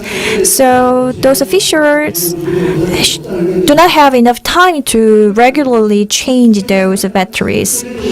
So recently, around the world, small, cheap, eco-friendly, and semi-permanent piezoelectric energy harvesting is the area that all world have paid attention to. So wind, wave, any kind of small movement can generate electricity. But so many companies around the world have researched and studied about this technology, but nothing has been commercialized yet. So every day, many energy have been wasted, and so we have a piezoelectricity caused by pressure or vibration. We can generate electricity while walking. So the interest on this energy has been increased. We know there are energies, but to collect it, it costs a lot. So that's why it hasn't been commercialized yet. But now, one domestic company succeeded to develop new technology to increase the efficiency of piezoelectricity. So far, due to the technological limits, we haven't achieved big outcomes, but one domestic company overcome the limits of piezoelectric technology. So we met that company. In Gyeongsan of Gyeongsangbuk-do province, it overcomes all the technological limits and developed a new piezoelectric socket for generation. This type of energy generation has been tried to be commercialized, but due to the low efficiency and low durability, there were many difficulties and hasn't been commercialized yet. The reason why people have pay attention to this energy is cheap, small, eco-friendly, and semi-permanent socket. So it's very ideal. But this piezo socket itself has been tried by many people, but it failed to generate enough amount of electricity to be commercialized. So that was the limit. It was a good energy source, but there was technological limits for this tech. But this company developed a new technology which overcame these limits. This is a technology overcame the existing socket. The existing socket has low efficiency and low durability, and is difficult to apply. Only the piezo structure change was the purpose. And when it comes to piezo socket, it's responded to the pressure from outside, but our shockwave socket can generate energy by using high waves. So it can generate electricity with a small amount of pressure.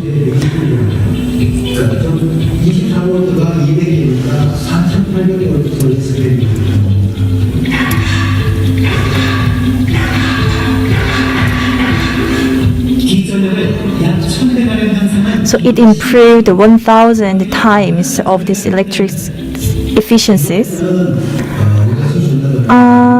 Before we used the existing wires or batteries, but it causes cost to replace the battery frequently.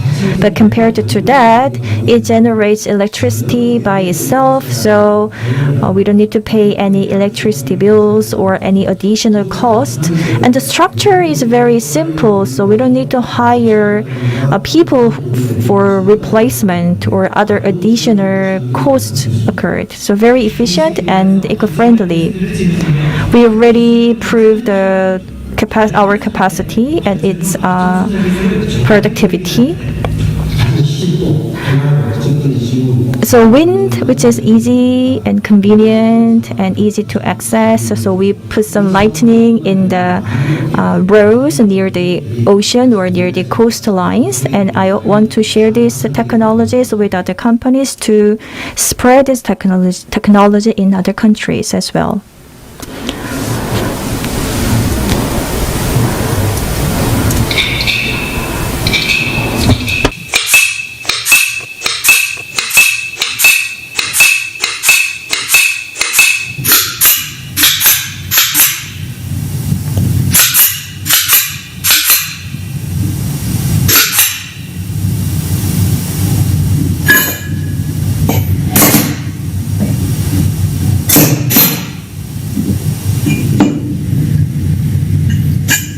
한 번 움직일 때마다 So with one movement, 1,000 voltage of electricity is generated.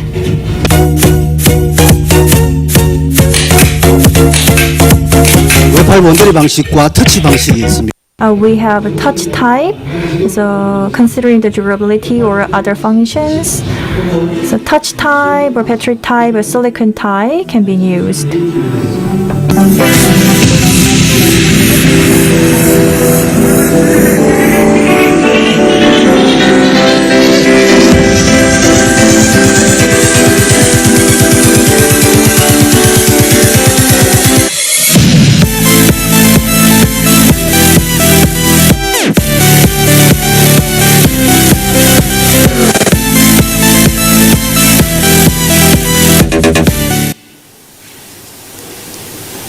네, 잘 보셨길 바랍니다. 자, 이제 그러면 이게 So I want to now you know what the piezo socket is and what it really is. In the ocean, there is always wind and wave, which means energy. But energy, in case of energy, efficiency matters most. So our shock wave socket generates lots of energies, and its efficiency is way better than solar power.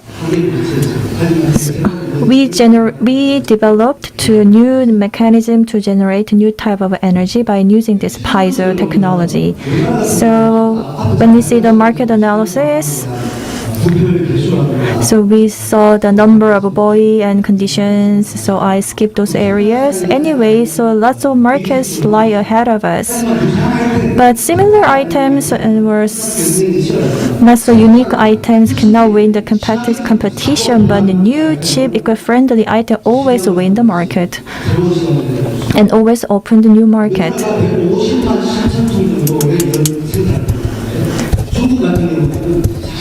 So Korea generates about 1.5 million ton, and in India 10 million ton. So we already signed the MOU with company in China and Japan, and now we are on the phase of test bed. So if we succeeded, we start the business in China and Japan at the same time. And so far, to investigate the market, we visited Mokpo, Wando, and see the farming industries, and those farm associations want to make a order like 100,000 or 200,000, but so far we just put some pilot product. So until this year, we just conducted the pilot programs, and maybe till next year, March, we start to sell our products in the market. And overseas, a newspaper and came to us and interview us. In addition to better efficiency, we considered how to reduce input, how to minimize input and maximize the output. So we got an award in China in 2019 and signed an agreement with the Chinese company. So this year, finally, many people have interested in this technology, but we started to study and research on this technology for about 3 years. So recently,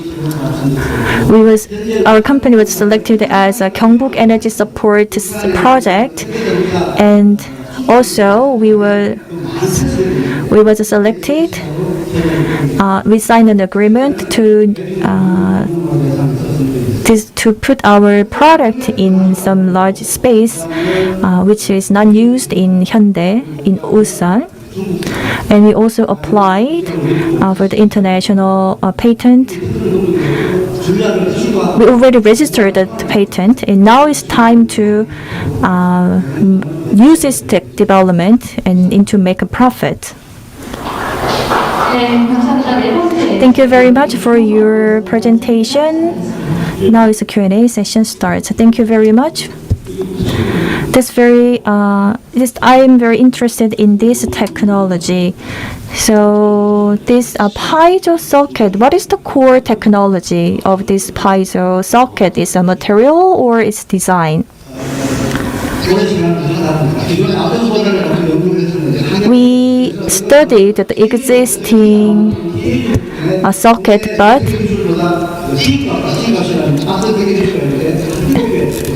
we increased the piezo efficiency like 7 times compared to the existing piezo socket.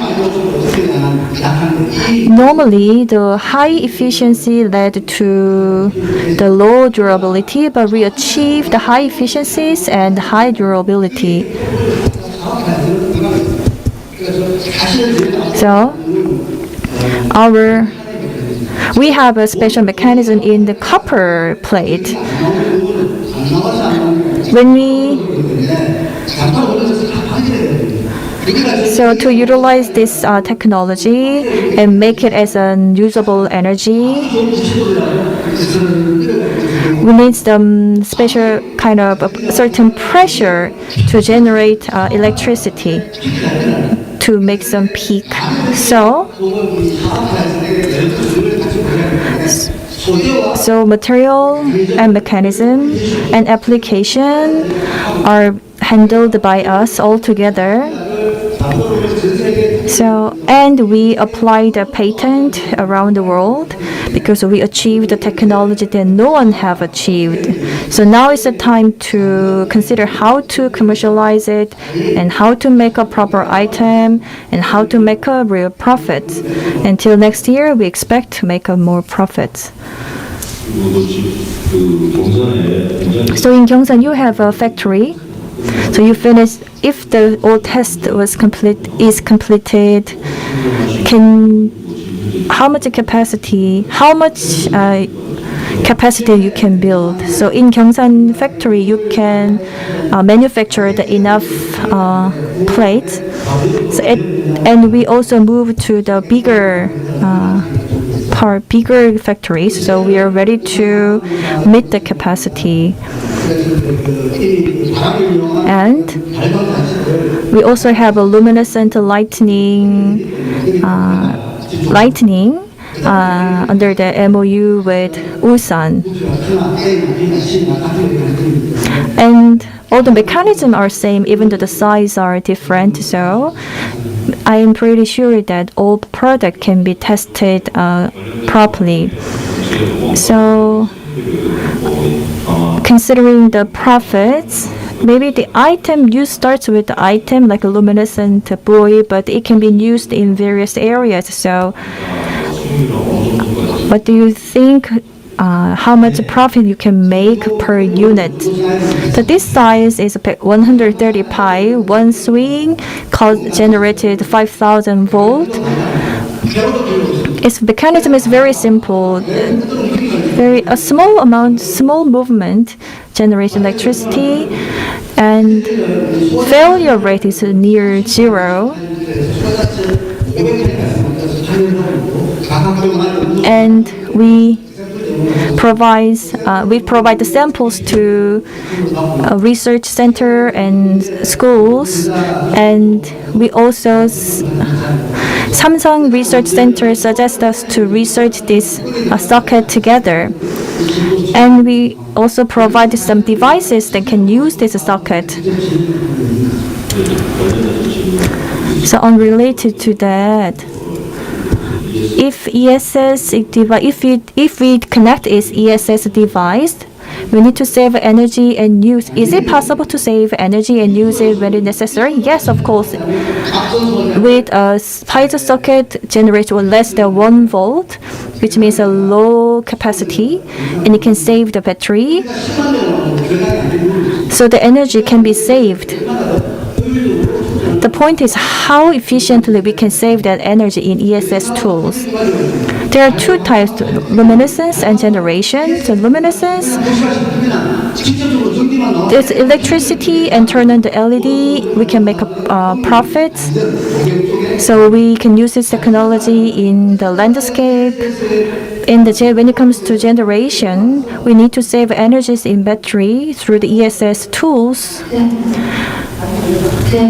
Sorry for that, but thank you very much for your presentation from Kosan. Please give him a big hand. Now 2 more teams are left. We'll move to the team number 5, GOF and B here. So when you're ready, please come up to the stage. So GOF and B here will present on the development of the alternative raw materials about the fermentation, and also he will present on a new technology. That's the team number 5. Please, GOF and B here, please give him a big round of applause.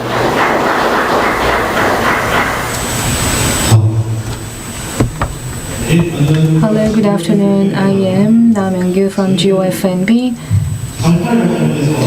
Using this brown seaweed, we are now working on turning it into the fish meal. Our core technology is about fermentation, and the CGMP or GMP are our core technologies. We opened our business in 2018 as the 8th class of the Busan Youth Startup Academy, and in 2019 we also got the support from the Busan City to expand our business. And as we build more on our business, we don't have any factory, and we are outsourcing within OEM basis. But as we grow in terms of the sales, this year we bought a manufacturing facility, and we're gonna move our office there. We have a team of 4 people, and I have a PhD degree in the food and life bioscience, and we have a director who has the experiences in the cosmetic sales, and also there are the research director who has a PhD in the life dynamics science, and he is in charge of the certification, management, and operation. And we also have other staff on the sales and the services. So we have our partners for research and the business and for the distribution. So this is our business items for the past 10 years. As you can see from the slide, about 900,000 tons is what we have now. As the fish catch decreased, and it's because of the overfishing, and it's because of the lack of resources or the pollution. So the Ministry of the Ocean and Fisheries, about the shortage or decrease in the fish catch, they are now pursuing to ban using the fish, live fish, for the fish meal, and they are now recommending to replace this compound feed by 50% of this fish meal, and the entire amount of the fish meal is now to be replaced with this fish meal, and that was proposed, and in 2019 about 30% has been already replaced. However, still some people may think it's low, but by 2020 it should be turned into 100%. So that proposed a challenge. So because of this legal requirement, we came up with this idea, and the 50% of the replacement of the fish meal is, the fish meal means the protein that's contained in the fish, and you have to replace that by 50% of this protein. So we look into the components of the protein, and the brown seaweed was one such source, because we found that we could have a 30% of the protein, and if we can increase the protein contents, then we can comply with the requirement. But this brown seaweed, we have a 4,000 ton or 5,000 tons discarded in Jeju Island alone this year. So we wanted to tap into this wasted brown seaweed to replace the fish meal. And when you see this slide, it shows, we are supposed to have a food waste, and they might be treated in some way, but they will go into the ocean, and then we will see this overgrowth of the green seaweed due to the eutrophication, and then we will turn them into bioconversion to concentrate the protein. Then we can have a higher contents of the protein. Then we found from our test that the ratio increased to 50%, and we can turn into the food for fish, and it could be or it could produce better and the quality and more seafood. So in Jeju Island or the other places, they had too much the brown seaweed, so they discarded or disposed 70% of them. So we thought about how we can really leverage this discarded seaweed. So if we can recycle them or use them for like 100%, it could be great. So to extract like a 30%, we use a lot of chemicals and time and energy to extract this 30%, but we only have like a 4-stage process to remove the impurities, and we call it like a scrapping. And with the scrapping, from this extraction and cooling, and you can have the solvent recycled or circling inside this whole process. And we have applied for a patent, and this one is developed by our company. And about the bioconversion process, to concentrate the protein, you have to decompose the cellulose that's inside the brown seaweed. So we also found this microorganism that can decompose them. So Lysella is that one, and it's like a 1.2 centimeter long. And we had this activity verification, and in just 4 days, we could see that this brown seaweed has been fully decomposed. And when we had this testing in the plant, 30 to 35% of the protein content were removed of the impurities, and we could concentrate that into like 52%. And these impurities that were extracted were the sources, were the materials for the antioxidants, or it could really enhance the immune index by 860%. So our business idea is to process this brown seaweed, and the cost of processing that, and creating these additives for protein and turn them into antioxidants and immune enhancement materials. So from this, we can create the profits of like 1.2 billion won per year, and that is based on the wholesale price. And when we process 0.5 tons a day, then we can have this profit, and if we increase the processed amount, then we can have higher profits. So our final target market is the food market for the animals.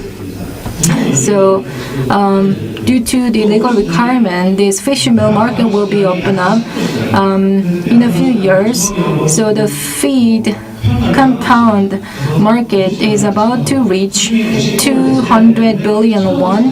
So we can have this market of fish meal market of worth of 100 billion won. So we compare this with the other alternative ideas, and in the market there are like fermented soybean cakes, and it's quite similar, but these beans are fully imported from the other countries, and when you have like not enough fermentation, it could lead to the death of the fish. And also we have an issue of the GMO beans. It's not really confirmed in terms of their side effects, but by 2025 or 26, when they use it as a requirement to comply with the law, then it might not be safe. And even though you have a good fermentation, I mean, fish may not really fully die. So in some sense, it has good benefits. And the other thing that we are trying to create business out of is the antioxidant resources. And in July, we developed this essence product as cosmetics, and we are now working on launching that. And we could see this annual growth rate of 14% in terms of the market. And these biotech products in the US from the brown seaweeds, they extract the colorings or the dyes, and they think that they have like a 20% of the DH in this seaweed. So we are now trying to sell it or market it as cosmetics products, and it can be used for the antibiotic or free feed or the immune enhancement supplements for animals, and this is the sulfuric compound, and it has like 800% of the immune enhancement feature. So for the animals, they use it like for 1%. So we have this market of like a 9 trillion won. But when you have like more pets and more animals, then this market will grow. So when we develop these business ideas or items, I worked as an intern researcher in the NIFS, and my boss helped me to develop these products, and they will continue to partner with us. And by next year, we're gonna build up the idea, and in the following year, we will launch the product. So we build the plant and launch the products. So in terms of the timeline, we have already have the facility, and we're gonna open up next year.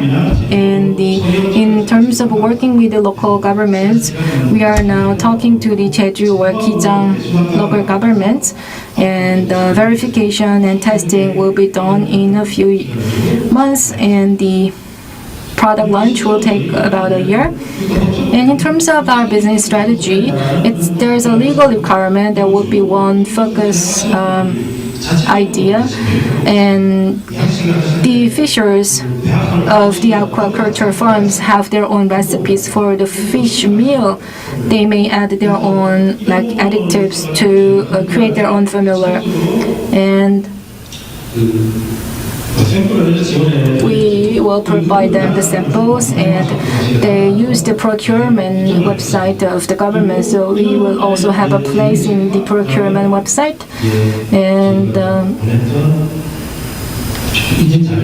with the testing and the certification data, we will do business with the animal feed manufacturers. And if we can have this investment of like 1 billion won, then we want to build more of the manufacturing facility and hire resources and further marketing as well. So by 2023, our plan is to scale up the plant, and we want to select a next unicorn, and tips and the sales of like 7.5 billion won is the target. So since November 2018 and until January this year, we have these trademarks and certifications that we acquired. And moving forward with this brown seaweed and other seaweed, we are gonna be conscious about the CO2s, because the brown seaweed is known for effectively absorbing the CO2s, and we can also provide a better antioxidant drugs or treatments. And also we may sample the other types of the seaweed that are harmful to the environment, and then we can also come up with a solution for waste seaweed recycling. Thank you. That's it for my presentation. Thank you. Then we will have a Q&A. Let me ask a question. Well, so the seaweed products, there were many different R&Ds and the ideas, but with the brown seaweed, you extract the protein, and you can replace the soybean products. That's what you are trying to do. But fishers don't use the soybean feed because of the quality of the fish, raw fish, and you know that they don't want to use it. But the components of the fish, because fish is usually cultured for raw fish purpose or needs, but do you think it's the right product for that?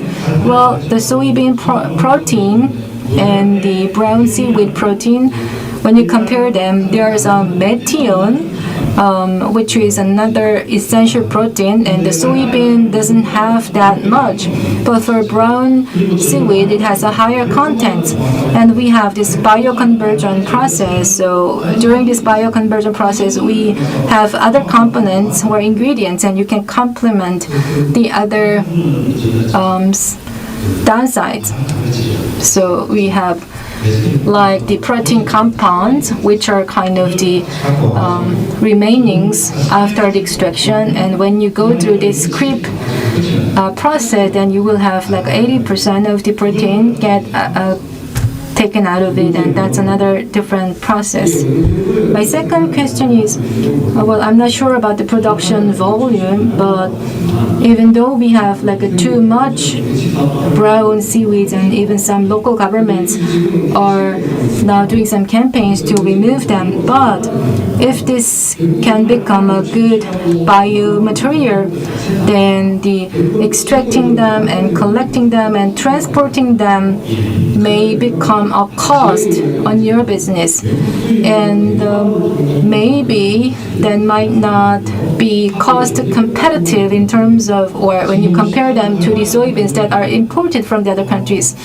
For the brown seaweed, well, for now, the government just disposed them, but in the future, when more people see business opportunities, then we want to have an MOU with the local governments so that we can pay money to collect them from the fishers. So the cost should be far lower than the cost that's needed for importing the soybean. And this collection of the brown seaweed will be done mostly by seniors, and it could be another job creation for the local government, so it could be better than the soybeans. Thank you for the great presentation. So your company has this processing technology for brown seaweed. It's about processing, right? Yes. So with this processing technology, have you done any pilot product? Yes. So have you also worked on the mass production? Yes. On 50 kilogram. Yes. So that's what the data tells us. When the early startups go into the market, they don't have like a strong sales or marketing people, but I think you have good people with the right background. But are they really the right fit for the B2B business? Because the it's not about the end user products, but you are selling the materials. So what kind of capabilities do they have in this regard? Yes. Well, with our own current capabilities, it may not be a good. So we are now trying to recruit the right people, because I'm the one who is running around to talk to the fishers to promote our product. So I do most of the work. So I think we need to hire more people.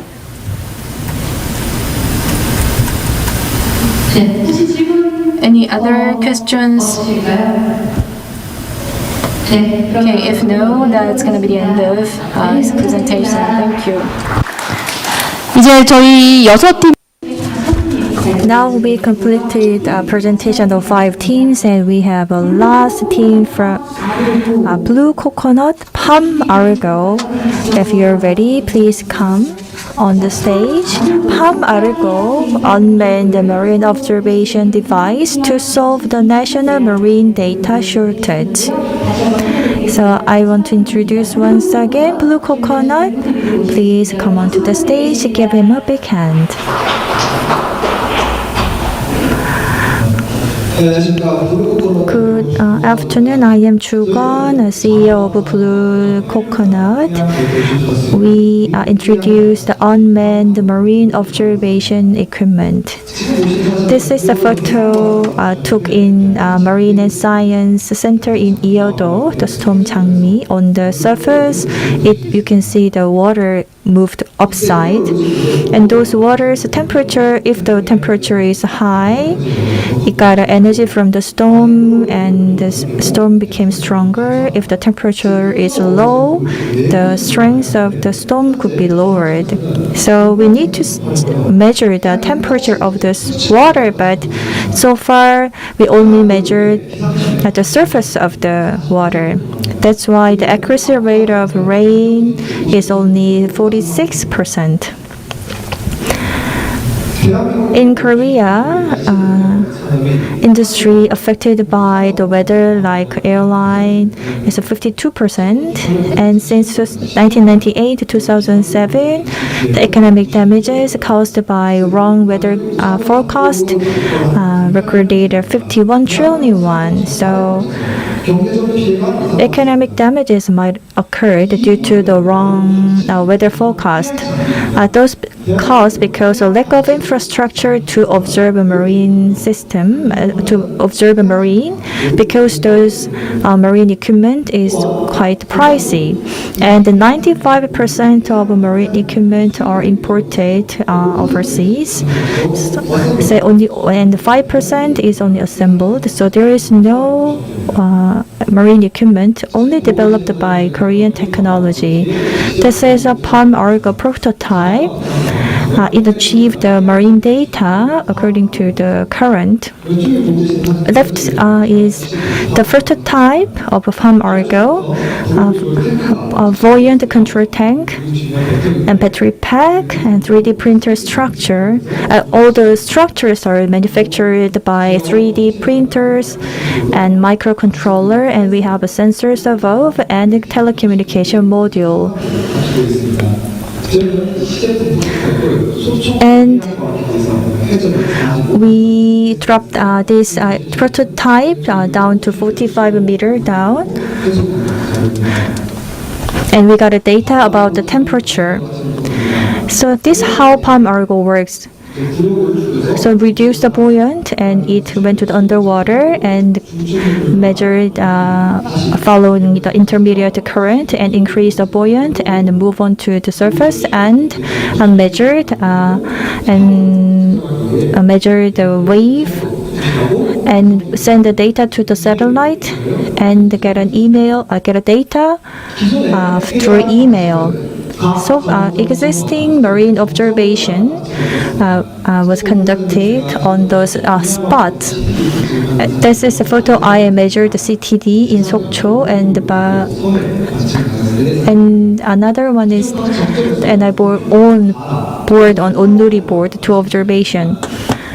So far we made an observation by a human, but with the Palm Argo we can cover the larger space. So far we had 1 point and 1 data, but I want to collect many data from various points. So far the Argo float is manufactured in the US and France, but it uses buoyant pocket type. But those kind of Argo float are used in the Pacific Oceans. So buoyant pouch is quite strong but slow to respond. But in Korean type, it is required to respond fast. So by using the piston tank for buoyant control, we increase the speed of response, and we also observe wave, current, salinity, and the temperature at the same time. So if you use Palm Argo, we can get a data about the wave. And in terms of telecommunication, the Argo float uses satellite telecommunication only, but in Iridium we also use LTE-M telecommunication. The LTE covers like 100 kilometers from the coastal area. So near the Korean or the river basin, we can use LTE-M telecommunication rather than using satellite telecommunication. When it comes to cost, the Argo float is about 20 million won, but our 8 million won. Like a West Sea in a shallow and extreme environment, we can reduce the cost by mass production and operation of marine data through an unmanned marine observation system. MIT and Woods Hole Marine Research Center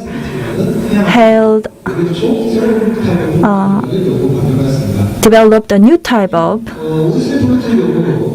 OSM float, it does not control the buoyant. Instead, it uses a propeller, which increased the speed of response but consumed less of energies. And it only observes temperature and the current, and it can be used near sea. But Palm Argo, it can be used in the near sea and moved to the deep sea, and still we can get a data from this Palm Argo. And those data and wave height and the currents, we can set up a 4D marine map. So it collected various type of data together and making into a map. And also they can be used to collect marine big data and for the research, maritime research, searching for missing people and the weather forecast. When people died on the ocean, first they underwent it, but went to the underwater, but after that they rose to the surface again. And to find those dead body, we need to figure out where those dead body will go, considering the current and wave and the wind directions. But the area is quite large, so if it is conducted by people, it requires a lot of people. But if we use our Palm Argo used in the marine police, we can get a good spot, we can get a proper stop after inputting some proper data. Then it helped to find those missing people and reduce the time. So after checking our first customers, we set up a plan for B2G and B2B. And next year, Palm Argo Pluto will be used to observe the West Sea's cold current. And we will diversify the PM through the scale up. And we also we want to use Palm Argo to observe storms. And by using data by 2020 in Hawaii in OSM, I want to introduce Palm Argo Pluto. This year, with the budget from the startup package, we developed the Palm Argo, and next year we will have B2C and B2B type of use B2B time and do the marketing and to introduce our product. And in the international market like US and Singapore, I want to introduce our product. This is me and our team members majored in science and engineering. So it is not just a machine. We utilize the data from that machine and can be used and can be supplied to the customers who are in need. And we were awarded in various centers. Until this year, we finished the development and tried to find a market for us through B2G and B2B. And by 2023, we want to set up a marine neurological network, set up like marine big data center, and expand it to the overseas market within 10 years. And to make it observe the marine conditions around the world. Thank you. Thank you very much. So now we have a Q&A session. So I have a question. I have one comment and one question. Okay, so improved accuracy is really important, but having more data doesn't mean that increase the level of accuracy by the weather center. So that is the one comment, and the question is that is floating and changing in the water depth, and compared to the other there are some safety related items in other teams. So it moves. It looks very strong, so it might hit the small ship. There may be this kind of risks exist.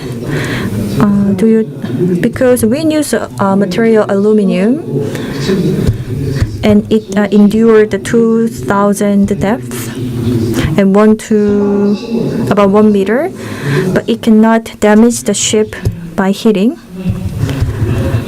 But there is a possibility that it hit some wooden ship and might damages. So on the top of the equipment, by using the mobility power so it can sense whether the wooden ship exists. So far we doesn't have any kind of damages. Thank you. It was an interesting presentation. So you're quite young, and you said science and engineering will be combined. It's an unmanned sensor, and when we detect various data. How about the pollutant or chemicals?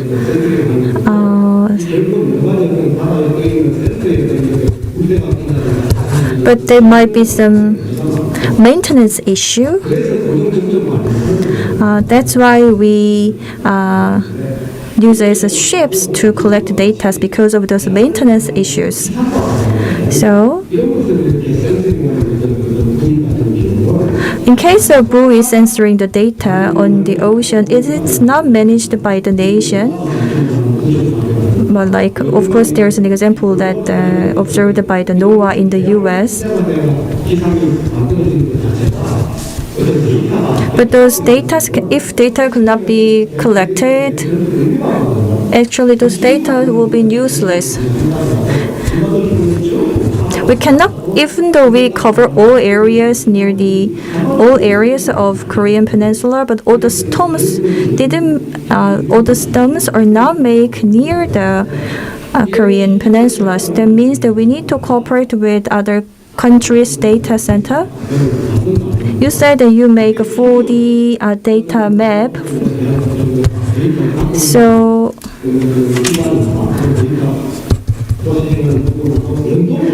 So if you fail to connect or collaborate with other data center, other countries, those data will be useless. So you need to find a way to sharing or make a platform to share those data with other countries.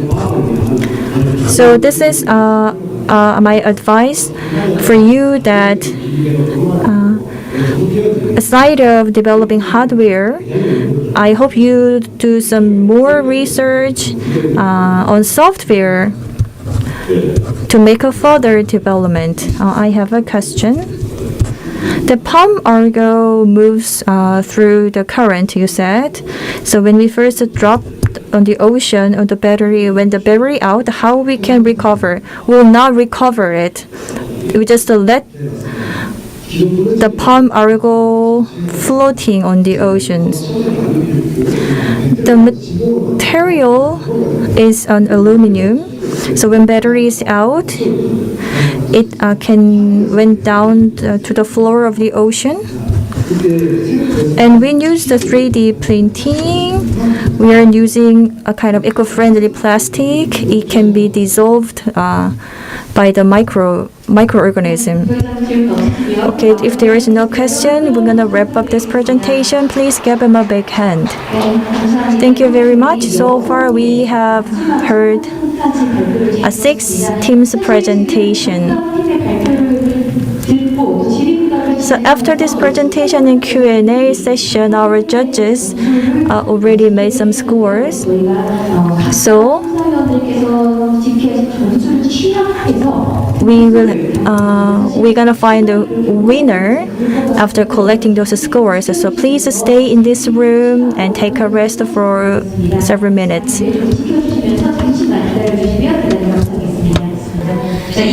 So for 2020, the 5th Ocean Startup Competition, now we're gonna start the award ceremony.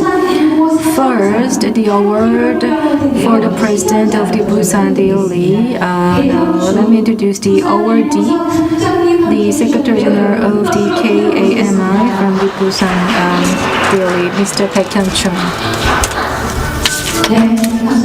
Thank you for taking your time to be here. Please come up to the stage. And the director, Park, will give the award. Now we will announce the winner.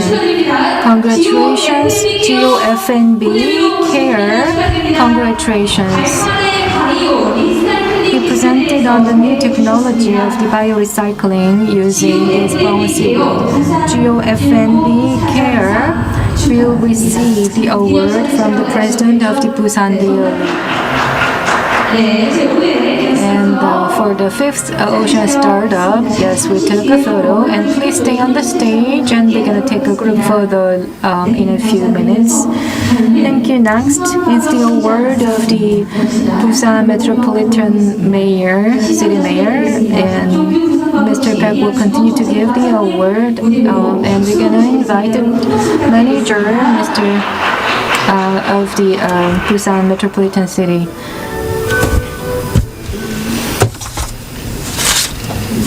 Thank you. Now we're gonna announce the winner. Congratulations, Blue Coconut. Blue Coconut will be the winner of the Pond Argo. For the fifth ocean startup, the Mayor of Busan Metropolitan City Award is given to Blue Coconut. Congratulations. We're gonna take a photo. Please give him a big round of applause for the winner. Thank you, Mr. Manager, and please wait for a group photo. And we have one last winner who will receive the award of the Minister of the Maritime Affairs and Fisheries, Han Ho, the manager of the maritime policy of the ministry, will be the awardee.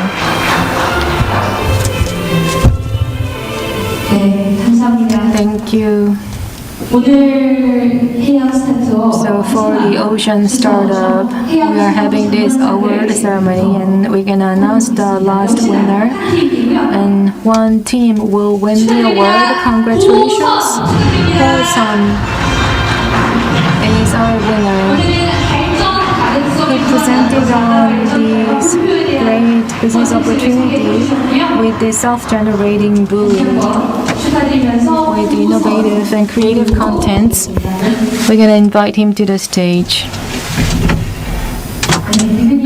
Congratulations, and we're gonna give this award, the award of the Minister of the Maritime Affairs and Fisheries. Please give him a big round of applause.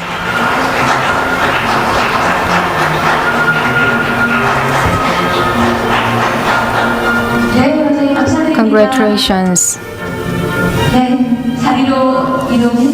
Okay, thank you, and we have the winners, and thank you. We're gonna take a group photo, so winners, please come at the center, come to the center of the stage. We're gonna have the group photo, and the CEO of Gosan, please stand in the center, and we're gonna take a photo up for the winners, and then we will take another photo with the award givers.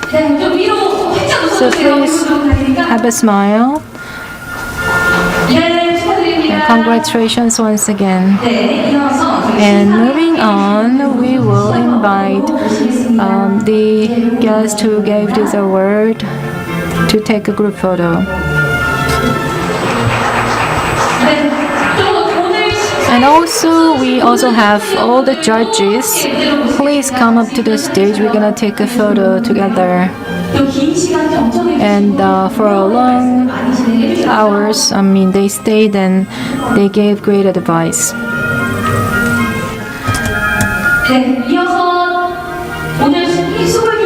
And also the presenters of 3 other teams, please come up to the stage. Let's take a group photo together. Everyone, please come up to the stage. Thank you, and thank you everyone. Let's give a big claps to everyone. Okay, thank you. So that concludes the award ceremony for the Ocean Startup Competition.